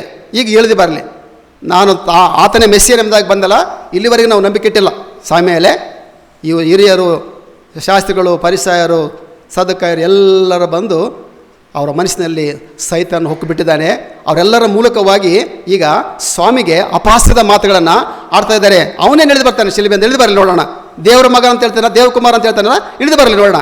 ಅಂದರೆ ಇವ್ರು ಆಡುವಂಥ ಮಾತುಗಳೇನೆಂದರೆ, ಇವ್ರು ಆಡುವಂಥ ಮಾತುಗಳನ್ನು ಸ್ವಾಮಿ ಕೇಳಿಸಿಕೊಂಡು ಸ್ವಾಮಿ ಕೋಪಗೊಂಡು ತನ್ನ ಪ್ರದರ್ಶನ ತೋರಿಸ್ಬೇಕು, ತನ್ನ ಮಹಿಮೆಯನ್ನು ಇಲ್ಲಿ ತೋರಿಸ್ಬಿಡ್ಲಿ ಅಂದರೆ ಶಿಲುಬೆಯಿಂದ ಇಳಿದು ಬರಲ್ಲ ಅನ್ನೋದೇ ಒಂದು ಮಾತು. ಯಾಕಂದರೆ ಶಿಲುಬೆಯಲ್ಲಿ ಸತ್ತುಬಿಟ್ರೆ ದೇವರ ಚಿತ್ತ ನೆರವೇರ್ತದೆ, ಅದನ್ನು ನೆರವೇರಿಸಿಕೊಡ್ಬಾರ್ದು ಅಂತ ಹೇಳ್ಬಿಟ್ಟು ಕೊನೆಯ ಪ್ರಯತ್ನ ಸೈತಾನ ಮಾಡ್ತಾ ಇದ್ದಾನೆ. ಎಲ್ಲರ ಮನಸ್ಸಲ್ಲಿ ಹೋಗ್ಕೊಂಡು ಬಿಟ್ಟು ಅವರಿಗೆ ಕೇಳ್ತಾ ಇದ್ದಾನೆ, ನೀನು ದೇವರ ಮಗನ ಅಂತ ಹೇಳ್ತಿದ್ದೆಲ್ಲ, ಇಳಿದು ಬಾ ಶಿಲುಬೆಯಿಂದ ನೋಡೋಣ, ನಾವು ನಿಮ್ಗೆ ನಂಬ್ತೀವಿ. ಪರಿಹಾಸದ ಮಾತುಗಳನ್ನು ಆತನಿಗೆ ಆಡ್ತಾ ಇದ್ದಾರೆ. ಶಿಲುಬೆಯಿಂದ ಇಳಿದು ಬಂದರೆ ದೇವರ ಚಿತ್ತ ನೆರವೇರ್ತದೆ ಪ್ರಿಯರೇ, ದೇವರ ಚಿತ್ತ ನೆರವೇರೋದಿಲ್ಲ ಪ್ರಿಯರೇ. ಅದಕ್ಕೋಸ್ಕರವಾಗಿ ಸ್ವಾಮಿ ಇವ್ರು ಯಾರ ಮಾತುಗಳಿಗೂ ಆತನು ಕಿವಿಗೊಡಲಿ ಎಂದಾಗ ನೋಡ್ತಕ್ಕಂಥವ್ರಾಗಿದ್ದೇವೆ. ಅವಹೇಳನಕಾದಂಥ ಮಾತುಗಳಿಂದ ಒಂದು ವೇಳೆ ಕೋಪಿಸಿಕೊಂಡು ಆತನು ಶಿಲುಬೆಯಿಂದ ಇಳಿದು ಬಂದುಬಿಟ್ರೆ ಸೈತಾನನ ಉದ್ದೇಶ ಖಂಡಿತವಾಗಿ ನೆರವೇರ್ತಾ ಇತ್ತು ಪ್ರಿಯರೇ. ಆದರೆ ಆ ಸೈತಾನ ಉದ್ದೇಶ ನೆರವೇರಿಲ್ಲ. ಸ್ವಾಮಿ ಶಿಲುಬೆಯಿಂದ ಇಳಿದು ಬರಲಿಲ್ಲ. ಮಹತ್ಕಾರ್ಯಗಳನ್ನು, ಅದ್ಭುತ ಕಾರ್ಯಗಳನ್ನು ಮಾಡಿದ ಆತನು, ಸತ್ತವರಿಗೆ ಜೀವ ಕೊಟ್ಟ ಆತನು. ಆ ಸಮಯದಲ್ಲಿ ಆತನು ಶಿಲುಬೆಯಿಂದ ಮಾಯವಾಗಿ ಎಲ್ಲಿಗಾದ್ರೂ ಹೋಗ್ಬೋದಾಗಿತ್ತು ಪ್ರಿಯರೇ, ದೇವಕುಮಾರನ ಆತನು ಏನಾದರೂ ಮಾಡಬಹುದಾಗಿತ್ತು ಪ್ರಿಯರೇ. ಆದರೆ ಆತನು ತನ್ನನ್ನು ತಗ್ಗಿಸಿಕೊಂಡು ನಮ್ಮೆಲ್ಲರ ಪಾಪಗಳಿಗೋಸ್ಕರವಾಗಿ, ನಮ್ಮನ್ನು ರಕ್ಷಿಸೋಕ್ಕೋಸ್ಕರವಾಗಿ, ನಮ್ಮನ್ನು ಬಿಡುಗಡೆ ಮಾಡೋದಕ್ಕೋಸ್ಕರವಾಗಿ, ನಮಗೆ ಆ ನೀತಿಯ ರಾಜ್ಯಕ್ಕೆ ನಡೆಸೋದಕ್ಕೋಸ್ಕರವಾಗಿ ಆ ಗಳಿಗೆಯಲ್ಲಿ ಅದನ್ನು ನಡೆಸಿಕೊಂಡು ಲೋಕದ ಪಾಪಗಳನ್ನು ಆತನು ನೆನೆಸಿಕೊಂಡು ನಮಗೋಸ್ಕರವಾಗಿ ಆ ಶಿಲುಬೆ ಮೇಲೆ ತನ್ನನ್ನು ತಾನೇ ಅರ್ಪಿಸಿಕೊಂಡು ಪ್ರಾಣ ಕೊಡಲಿಕ್ಕೆ ಆತನು ಮುಂದಾದ ಪ್ರಿಯರೇ. ಸೈತಾನನ ಯಾವ ಯೋಜನೆಗಳನ್ನು ಆತನು ಲಯ ಮಾಡಿಬಿಟ್ಟ ಪ್ರಿಯರೇ. ಯಾವ ಯೋಜನೆಗಳು, ಉದ್ದೇಶಗಳು ನೆರವೇರಲಿಲ್ಲ. ತಾನು ದೇವರ ಚಿತ್ತವನ್ನು ಅದನ್ನು ನೆರವೇರಿಸುವಂಥದ್ದೇ ಆತನ ಉದ್ದೇಶ ಆಗಿತ್ತು ಎಂಬುದಾಗಿ ನೋಡ್ತಕ್ಕಂಥದ್ದಾಗಿದೆ. ಅದಕ್ಕೋಸ್ಕರವಾಗಿ ಆತನ ಯಾವ ವಿಷಯದಲ್ಲಿ ಆತನ ಸೋತು ಹೋಗದೆ ನಮ್ಮನ್ನು ರಕ್ಷಿಸೋಕ್ಕೋಸ್ಕರವಾಗಿ, ನಮ್ಮನ್ನು ಬಿಡುಗಡೆಗೊಳಿಸೋಕ್ಕೋಸ್ಕರವಾಗಿ ಆತನ ಆ ಕ್ರೂಜೆ ಮೇಲೆ ತನ್ನ ಅಮೂಲ್ಯವಾದಂಥ ಪ್ರಾಣವನ್ನು ಕೊಟ್ಟು ನಮ್ಮನ್ನು ಬದುಕಿಸಿದ್ದಾನೆ, ನಮಗೆ ಜೀವ ಕೊಟ್ಟಿದ್ದಾನೆ, ನಮಗೆ ರಕ್ಷಣೆ ಮಾರ್ಗದ ಬೆಳಕಿನಲ್ಲಿ ಸಾಗಲಿಕ್ಕೆ ಕೃಪೆಯನ್ನು ತೋರಿಸಿದ್ದಾನೆ. ಹಾಗಾಗಿ ಈ ದಿವಸದಲ್ಲಿ ತಾವು ತಿರುಗಂದಾರ್ತಿ ನಾವು ಕ್ರಿಸ್ತನ ಶಿಲುಬೆಯನ್ನು ನಾವು ನೋಡುವಾಗ, ಆತನ ಆ ಧ್ಯಾನದಲ್ಲಿ ನಾವಿರುವಾಗ ಮತ್ತೊಂದಾವರ್ತಿ ನಮ್ಮನ್ನು ನಾವು ಆ ಕರ್ತನ ಹಸ್ತಕ್ಕೆ ಒಪ್ಪಿಸಿಕೊಡೋಣ. ನಮಗೆ ಆ ಕೊಟ್ಟಂಥ ರಕ್ಷಣೆ ಮಾಡಿದ ಅನುಭವದಲ್ಲಿ ಜೀವಿಸಲಿಕ್ಕೆ ನಾವು ಪ್ರಯತ್ನ ಮಾಡೋಣ. ಆ ಮೂಲಕವಾಗಿ ಆ ತಂದೆಯಾದಂಥ ದೇವರ ರಾಜ್ಯಕ್ಕೆ ನಾವು ಸಿದ್ಧಗೊಳ್ಳಲಿಕ್ಕೆ ಪ್ರಯತ್ನ ಪಡೋಣ. ಹೀಗಾಗಿ ತನ್ನ ಕೃಪಾಸ್ಥಾನ ನಮಗೆ ದಯಪಾಲಿಸಲಿ ಪ್ರಾರ್ಥನೆ ಮಾಡಿಕೊಳ್ಳೋಣ. ಜೀವ ಸ್ವರೂಪನಾಗಿರುವಂಥ ನಮ್ಮ ತಂದೆಯೇ, ನಿನ್ನ ಶ್ರೇಷ್ಠ ವಾಕ್ಯಗಳಿಗಾಗಿ ನಮಗೆ ಸ್ತೋತ್ರಿಸ್ತಕ್ಕಂಥವರಾಗಿದ್ದೇವೆ. ಹೌದು ಕರ್ತನೇ, ನೀನು ನಮಗೋಸ್ಕರವಾಗಿ ಹೌದಪ್ಪ ಆ ಕ್ರೂಜೆಯ ಮೇಲೆ ನೀನು ನೋವನ್ನು ಅನುಭವಿಸಿದ್ದಿ. ಹೌದು ಕತೆ, ನಮಗೋಸ್ಕರವಾಗಿ ನೀನು ಆ ಪರಿಶುದ್ಧ ರಕ್ತವನ್ನು ನೀನು ಚೆಲ್ಲಿದ್ದಿ. ಹಾಗಾಗಿ ರಕ್ಷಕನೇ, ಯಾರನ್ನು ಅಂಗೀಕರಿಸ್ತಾರೋ, ನಿನ್ನ ಹೆಸರಲ್ಲಿ ನಂಬಿಕೆ ಇಟ್ಟರೋ ಎಲ್ಲರಿಗೂ ಸಹ ನಿನ್ನ ಮಕ್ಕಳಾಗುವಂಥ ಅಧಿಕಾರ ಆ ಮೂಲಕವಾಗಿ ನಮಗೆ ಕೊಟ್ಟಿದ್ದೆಪ್ಪ. ಅದಕ್ಕಾಗಿ ನಾವು ನಿನ್ನನ್ನೇ ದೃಷ್ಟಿಸಿ ನೋಡಿ ರಕ್ಷಕನೇ, ಶಿಲುಬೆಯನ್ನೇ ದೃಷ್ಟಿ ನೋಡಿ ರಕ್ಷಕನೇ, ನಾವು ನಿನ್ನ ನಂಬಿ ನಿನ್ನನ್ನು ಸ್ವೀಕರಿಸಿಕೊಂಡು ನಮ್ಮ ಹೃದಯಗಳಲ್ಲಿ ನಾವು ಸ್ವೀಕರಿಸಿಕೊಂಡು ರಕ್ಷಕನೇ, ನಿನ್ನ ಮಕ್ಕಳಾಗಿ ಅಧಿಕಾರಯುಕ್ತಕ್ಕಂಥ ಜೀವಿತ ರಕ್ಷಣೆ ಲೋಕದಲ್ಲಿ ನಾವು ಜೀವಿಸಿ ಆ ಪರಲೋಕದ ಸೌಭಾಗ್ಯಕ್ಕಾಗಿ ನಾವು ಸಿದ್ಧಗೊಳ್ಳಲಿಕ್ಕಾಗುವಂಥ ಕೃಪೆಯ ಮೂಲಕವಾಗಿ ನಮಗೆ ದಯಪಾಲಿಸಿ ಕೊಡೆಂದ ನಿನ್ನ ದಿವ್ಯನಾಮದಲ್ಲಿ ಭಾಳ ವಿನಯವಾಗಿ ಬಿಡಿಕೊಳ್ಳುತ್ತೇವೆ ತಂದೆ. ಆಮೇನ್.